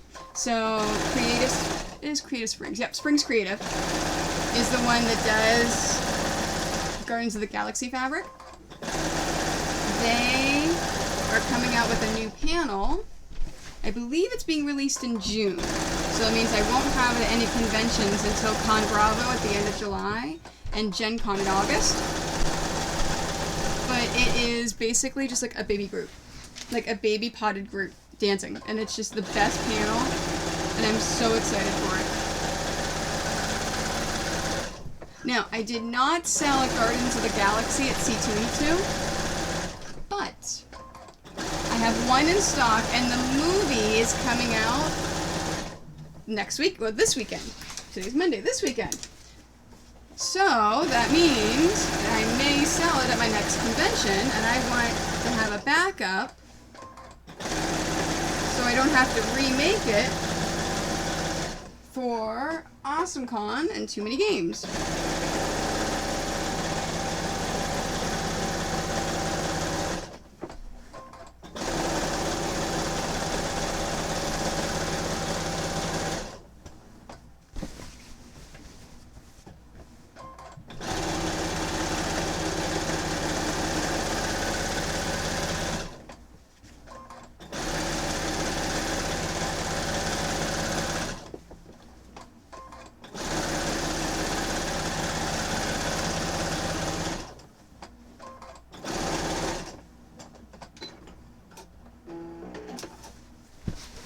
Alright, let me put that one back with the thread on top of it. And then I've got Star Trek. This is the one I'm doing in gold.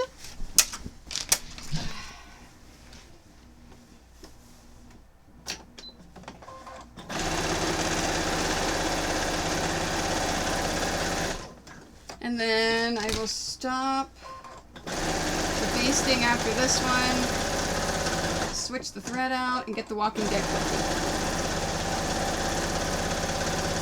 Now, even if I do not finish quilting tonight, I am still going to do binding on Wednesday. I'm not going to finish quilting. I will finish quilting in my own time off camera.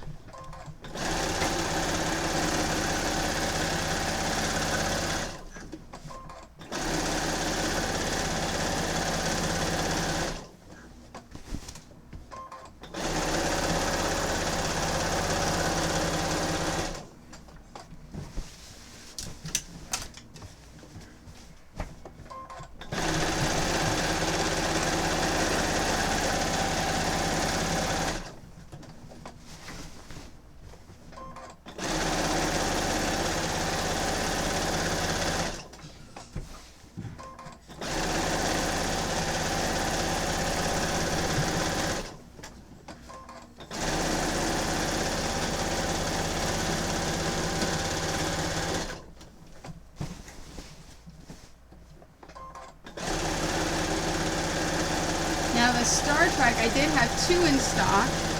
I brought one to C2E2 and I sold the one at C2E2. So I'm going to have a second one in stock. All of my good panel quilts, I want to try to have 2 in stock. I'm only going to bring one to Tidewater Comic Con, but I want that second in case one sells there. I don't have to remake it for AwesomeCon. Alright, so that's going to be gold. Alright, I've got Walking Dead. Now, I do not have any bobbins prepared, so I do need to make one.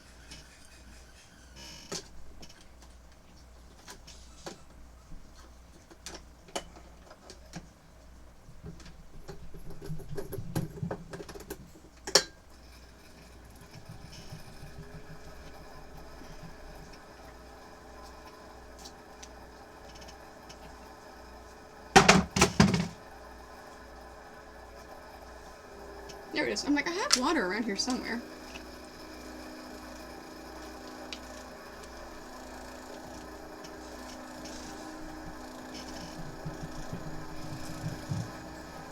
Do, do, do, do, do, do, do.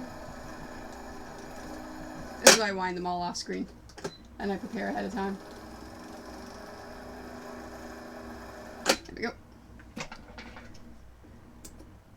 That's something else I have to do. I've got to make a listing of all of the superior thread I have in stock so that I can buy the thread that I need while I am at Spring Market. Because I do have a lot of really cool bright colors. I also have a bunch of Gutermann specialty thread meant for quilting at my parents' house that was sent to me that I want to try out as well and review.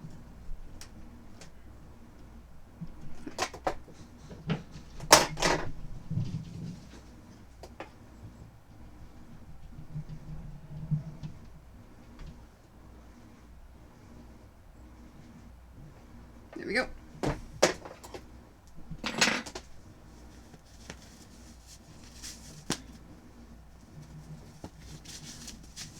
Okay, so Walking Dead.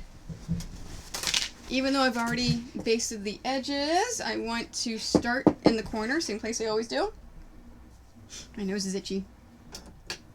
I think my allergy medicine is starting to wear off. Alright, so the biggest thing with this, there are faces. There's zombie faces though. So if I go through the face, it's not a big deal, although I am going to try to avoid the face area. There's not as many faces, there's not as much going on. When I reach the Walking Dead, I do want to try to, you know, pop that out a bit, so I may do some things around there. I may even try to do like a little blood drop. I don't know. I'll play with it and see how I feel as I go. Yeah, go take your allergy medicine.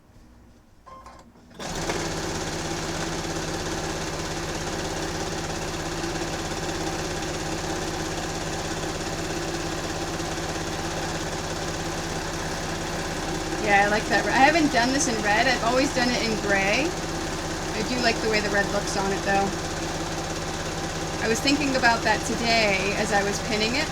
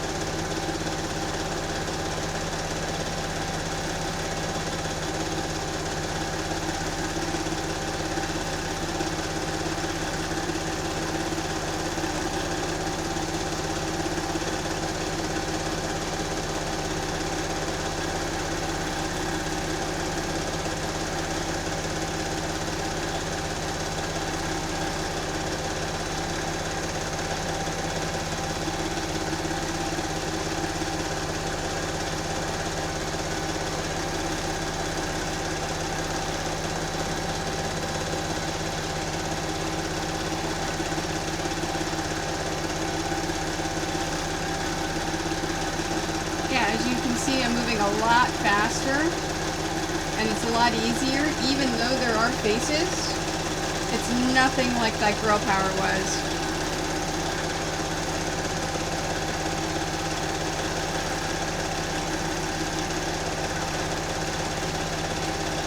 That one and the DC Heroes are the hardest panels to quilt because there's so many different little things in there.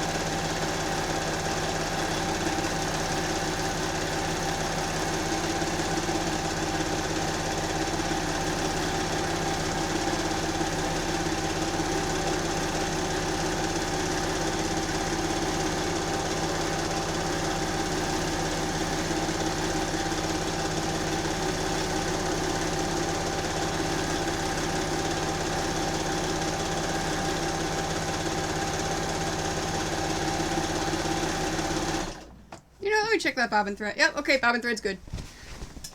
All of a sudden I got a little panicky. I'm like, oh wait, I haven't checked that bobbin thread lately. I think it's good, but let me just double check.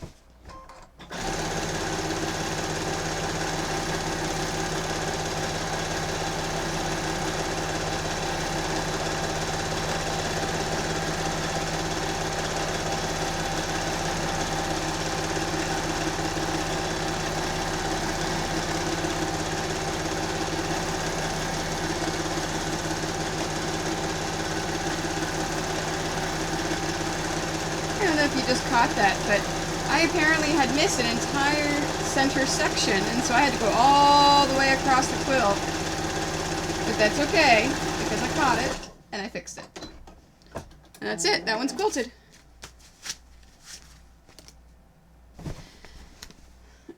Oh, alright, let me take the pins out. Let me stretch. I'm going to do at least one more. So, thinking Guardians. And that'll leave me 3 to quilt tomorrow or Wednesday morning in my downtime. And I dropped a pin. So yeah, so these pins Mike came down when I was in the middle of explaining them. These are safety pins, but they're not safety pins. So the bend right there is actually a scoop. So as you are pinning it, you can scoop and get all of the layers without scratching the floor. So I actually pin on my mother's hardwood floors whenever I'm visiting her and I have to pin some quilts. Doesn't damage the floors at all. Oh, hey Iron Bands Graham, how are you? Yeah, I have quilted 1, 2, 3, 4. This is my 5th one, so yeah. I need stretches in between.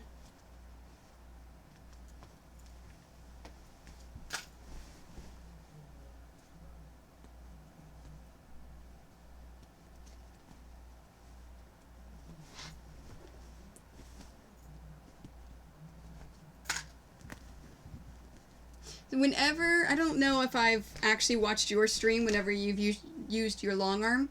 Do you sit down or stand up whenever you long arm yours? For those of you who, if this is your first time watching my stream, Iron Bandsgram is another quilter here on Twitch.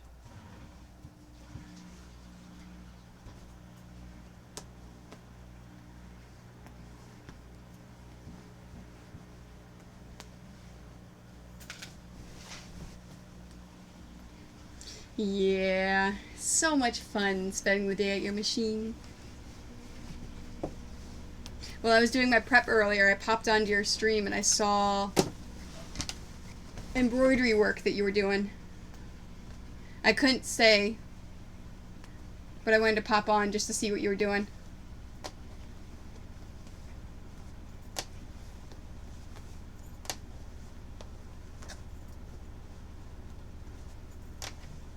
Nice.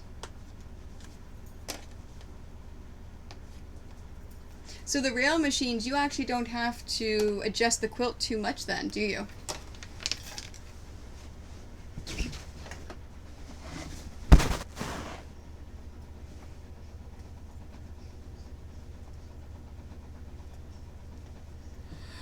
Oh, man. One of these days I'll get down to the sewing shop and play with it. Nice.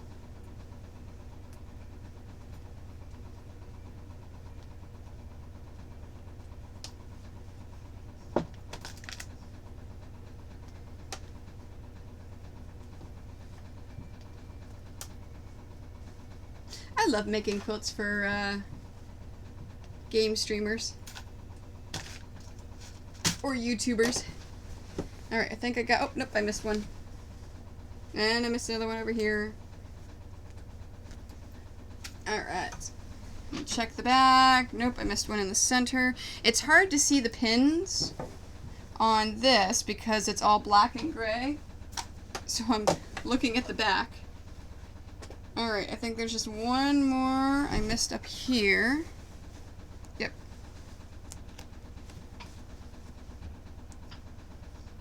That's nice. See, okay. Oh. If I'm ever in your neighborhood, I may ask to stop by and take a look. Alright, so, Walking Dead panel quilt. All quilted. I like playing with other machines. Alright, let's do Gardens of the Galaxy. Gardens of the Galaxy is going to get a nice lilac purple. And let's put the red in my bobbin box that has all the colors. See, that's so nice. Alright. Purple in the bobbin. And I've already basted the edges. Okay, so you are South Carolina? Tennessee. I know you're somewhere south. I've got those. Ooh, see? Now I'm tempted just to come down there and play with it.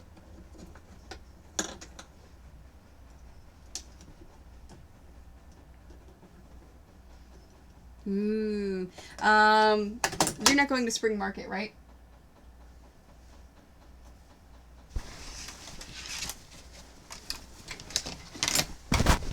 Alright, so Quilting Gardens of the Galaxy. I'm going to start in the upper corner like I do for all my quilts. Oh, Jan Bear, thank you very much for the follow. I appreciate that.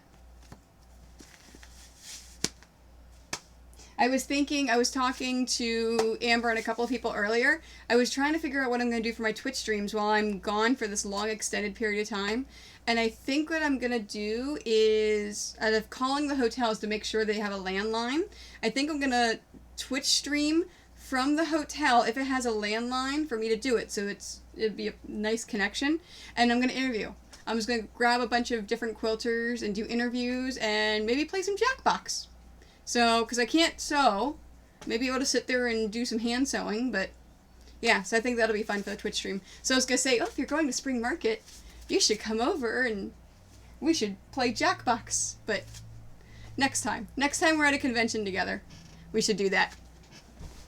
Alright, so, Gardens of the Galaxy. The biggest thing with this one, as I quilt it, again, it's got a couple of faces, so I'm staying away from the faces. So especially with this one, I'm going to come down here. I don't want to go anywhere near his mouth or his nose, but I'll go around the edges. Same thing with Rocket. I'm going to make sure I go around the head. I don't want to go anywhere through the head. Now, even though Groot, these faces are bigger than my hand, the batting that I have used has a larger width, so it'll be okay. I wanted to make sure that I used a batting that doesn't stretch as much and it's not going to shrink at a bad rate. So I'm okay if I have those larger areas around the head. I'd prefer not to, but yeah. Okay, so, and all of my moving around, I undid the thread. There we go.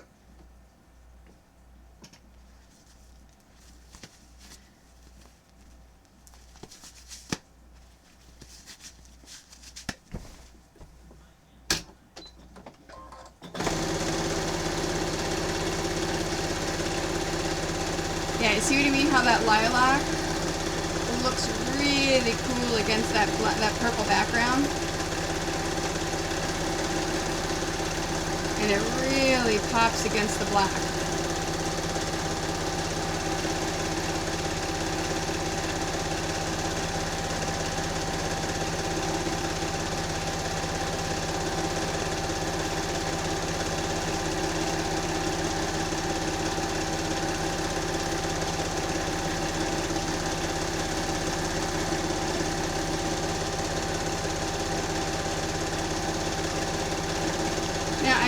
Keep the same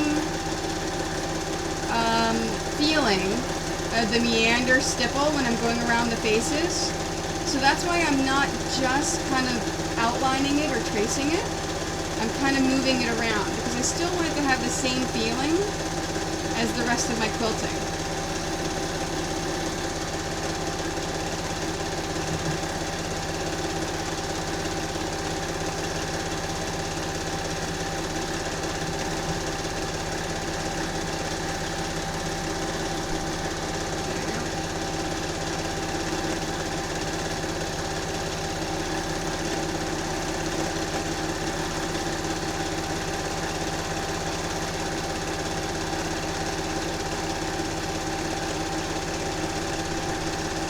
Almost kind of like an echo.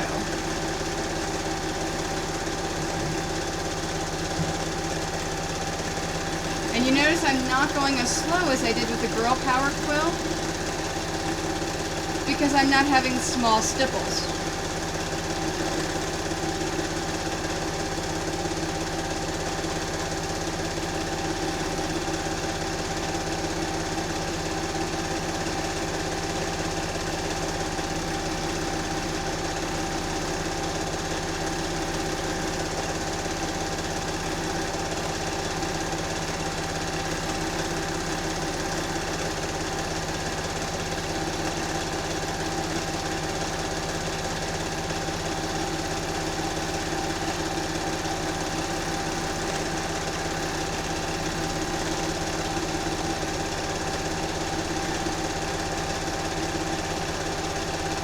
The nice thing about this panel is most of the faces are towards the top, except for Drax, who's kind of lower than the rest of them. So I'll deal with him when I come back and do my second pass through.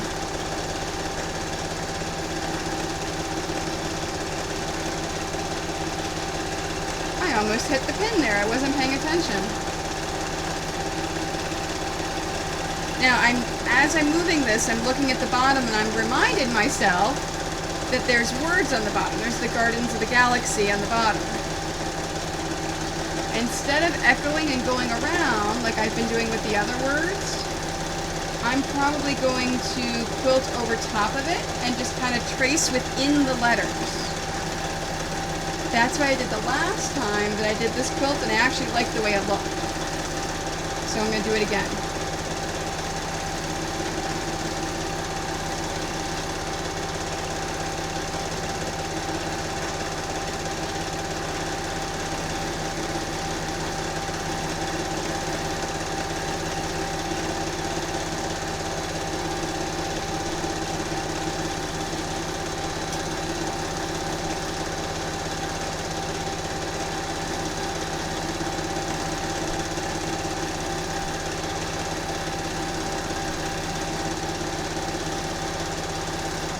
Right. No, not yet. I actually have... Where's my book? Oh, it's under here somewhere. I've got my book of batting.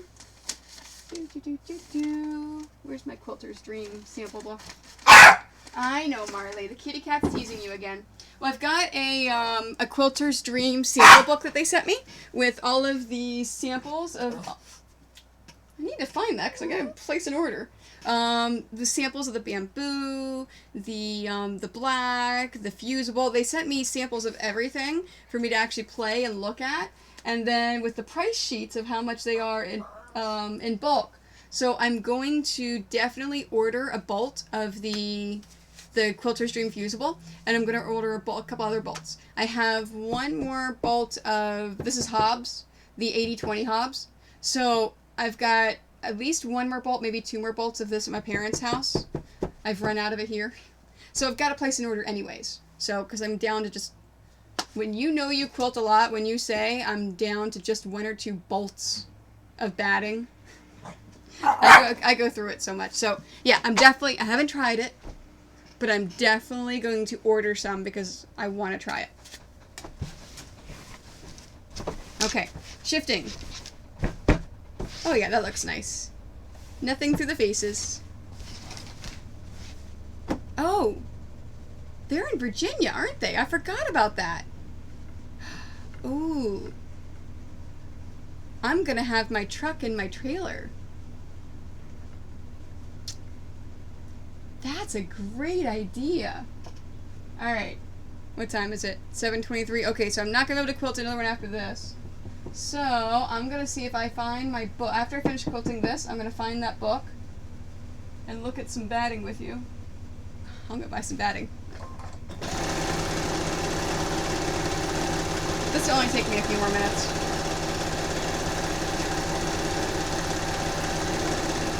So, if you're watching the stream, if you're a quilter and you're interested in the different types of batting, especially batting by Quilter's Dream, I'm gonna look at all that next.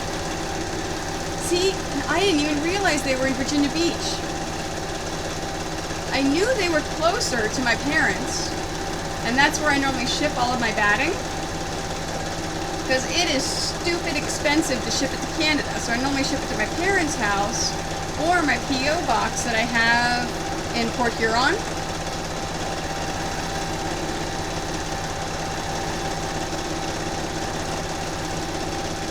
But if they're in Virginia Beach, then yeah, that's definitely... Yeah, I did see that they had an 80-20. I really like the 80-20 because it really helps regulate body temperature and it doesn't smother. And that's important for my quilts because there's a lot of children and babies that use my quilts.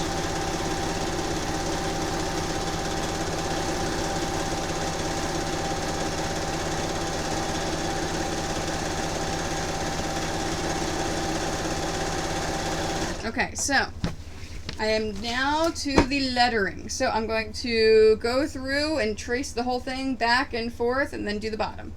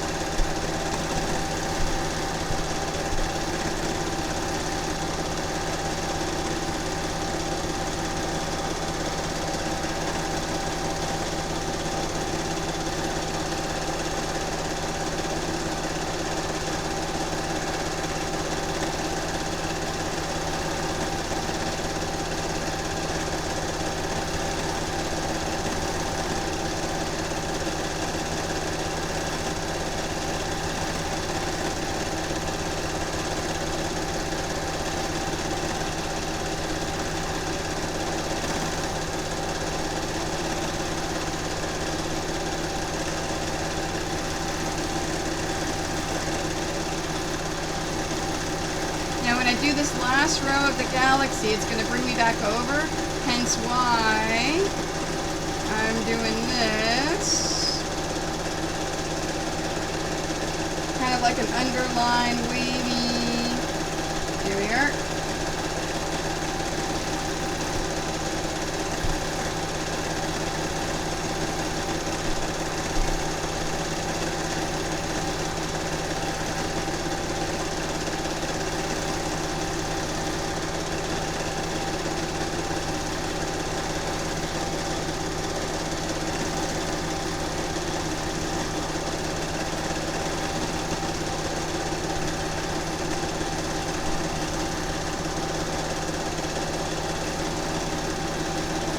Check the bobbin. Bobbin looks great.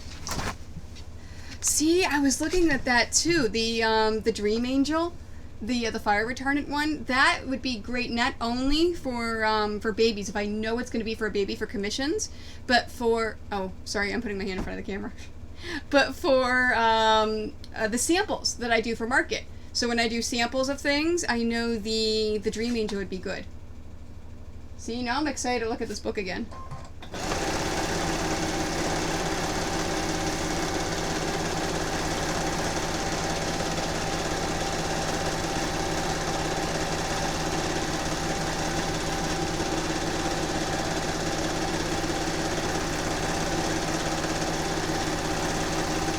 We go. And Gardens of the Galaxy is done. Alright. Let's find my batting book. Hi guys, you're in my way. You gotta move. Move, baby.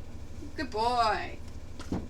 Alright, so there's my Moda sampler. All my samples. There's that. I had a bad habit and started just stacking stuff back here. Is it underneath there? No. Nope, there it is. See, I knew it was back here on the shelf.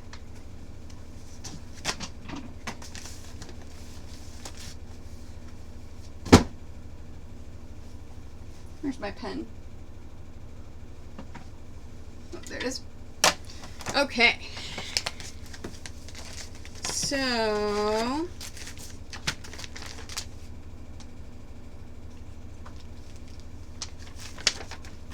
yeah, see, so they've got the Quilter's Dream Pink, which is, it's a Dream 80/20, and that's what I was thinking, and it's pink, it's a pink polyester. So 80% Dream Cotton and 20% pink. I actually haven't opened this yet. I looked at it before, because I don't know, yeah, they don't have it in here.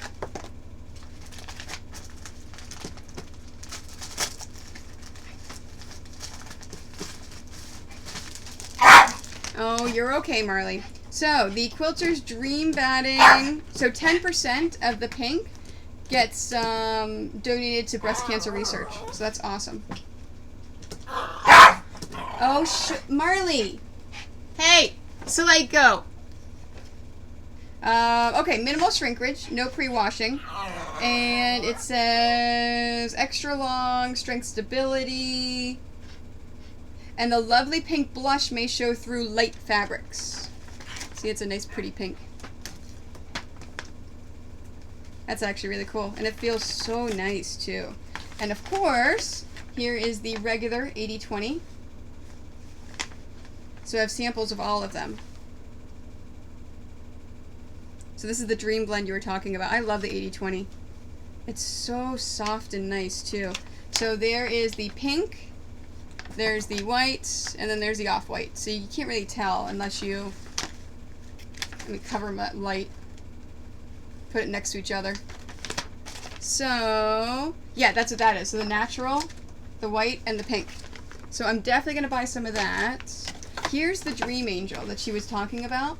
It is 100% flame retardant fabric. And then there's a Dream Poly, Dream Cotton, Dream Fusion, Wool Puff. This is the one that I thought was cool and I'm going to get. So this is the Dream Green. It's got a pale green color. It's made from 100% recycled plastic bottles. How freaking cool is that? So that's 100% recycled bottles in there. And this, oh, this is the bamboo. The bamboo is not, it's bamboo and silk. It's not as thick as the others. It's very thin, but it feels so nice. And you can stitch up to 8 inches. So what I said before with the 80/20 that I use, how I can stitch farther apart, in the descriptions it actually tells you. So this Dream Green that's 100% recycled bottles, it says I can stitch up to 10 inches apart. So and it can be tied. So, and that's important. So like this one, the Dream Angel, the flame retardant one, I can only go 6 inches apart. So yeah, so on my form, what did I say? I want the fusible. I don't think we have fusion. There we go. Fusible. Right here. Fusible, the cotton and fusible poly. I'm probably going to do the fusible poly, is what I said. So it's kind of stiff. Oh, see, I like it when it's stiff. So you said the 80/20 is stiff when it's quilted? Yeah, that feels about what mine is now. I think, I don't know if the green would be as stiff. I know the puff definitely won't. Okay, so on my sheet I have, I'm doing a bolt, a fusible. I said the silk bamboo I may try. The flame retardant, I definitely want to get some of that for the mid-loft. The Dream Green, I'm getting some of that.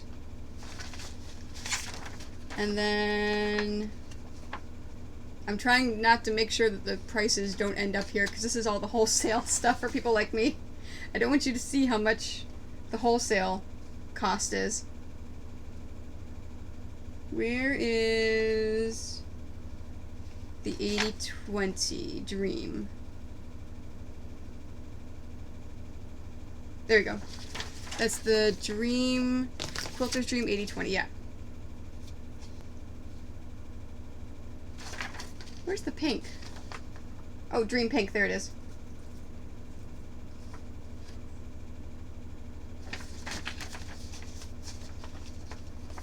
Have you used the Orient have you used this one yet? The Bamboo Orient one? Alright, so I think I'm going to do a bolt of the pink and a bolt of the natural. I love... Obviously, you have a wholesale account with Superior, too, because we're always talking Superior stuff. I love having wholesale accounts. I keep talking to people that quilt professionally. I'm like, why don't you have a wholesale account? Ooh. So is the Dream, is the Orient one nice to quilt with as well?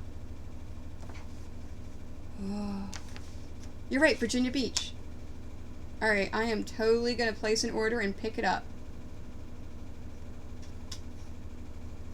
I may only have to do it once a year then. I'm so excited now. Have you used the Quilter's Dream recycled one? The Dream Green?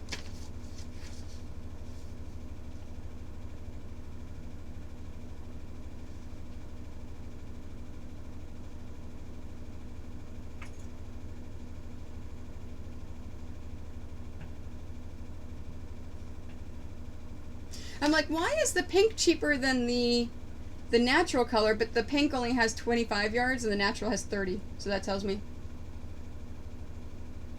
No, it's 7:36. I should go upstairs. I know everyone else is getting bored with the two of us chatting about about batting. So, if you've ever wanted to know about batting, batting is fantastic. There's all sorts of things with batting. Alright, I'm gonna get lots of different kinds of batting. Yeah, see, so, okay, so I'm probably not going to do the Orient yet, because it's so expensive, too. It's like, yeah. It's, for the entire roll, for comparisons with everyone else, it is about $40 more a roll than it is for the stuff that I normally use. Okay, so it's too stiff. See, that's what I was afraid of, because it's, it feels good here, but I'm afraid it'd be too stiff when I quilted it. Okay, thank you very much. I am so glad you popped on the stream today, Iron Bandsgram. That's fantastic. So if you are a quilter and you love watching people doing the quilt, check out her channel as well. It is awesome. So I'm going to place an order for lots of batting to pick up in 2 weeks. Yeah, 2 weeks is when I'm going to be down there. Fantastic. So awesome. Thanks. Thanks everyone for joining me today. I appreciate it. Yeah, I know. It sucks getting a king-size roll and getting stuck with it. So if you're new to my stream, if you haven't followed me yet and you enjoyed watching, please follow. I appreciate it. Thank you, all the new follows today. Thank you, everyone, for tuning in. It was fantastic. I have to go watch hockey now. So hopefully the shirt and no jersey gives me good luck. Yeah, I haven't used Quilter's Dream, but I'm definitely going to try them out. I'm so excited to do it, too. So, thanks again, everyone. I appreciate all the people joining me today. It makes time go by fast. So, hopefully you learned about free motion quilting and batting towards the end. And this will be up on YouTube tomorrow. So, I will see you Wednesday. Same time, 5 to 7:30 Eastern Standard Time. I will do binding. So, it's going to be binding day. So, I will teach you all about binding. So, thanks again. See you guys later.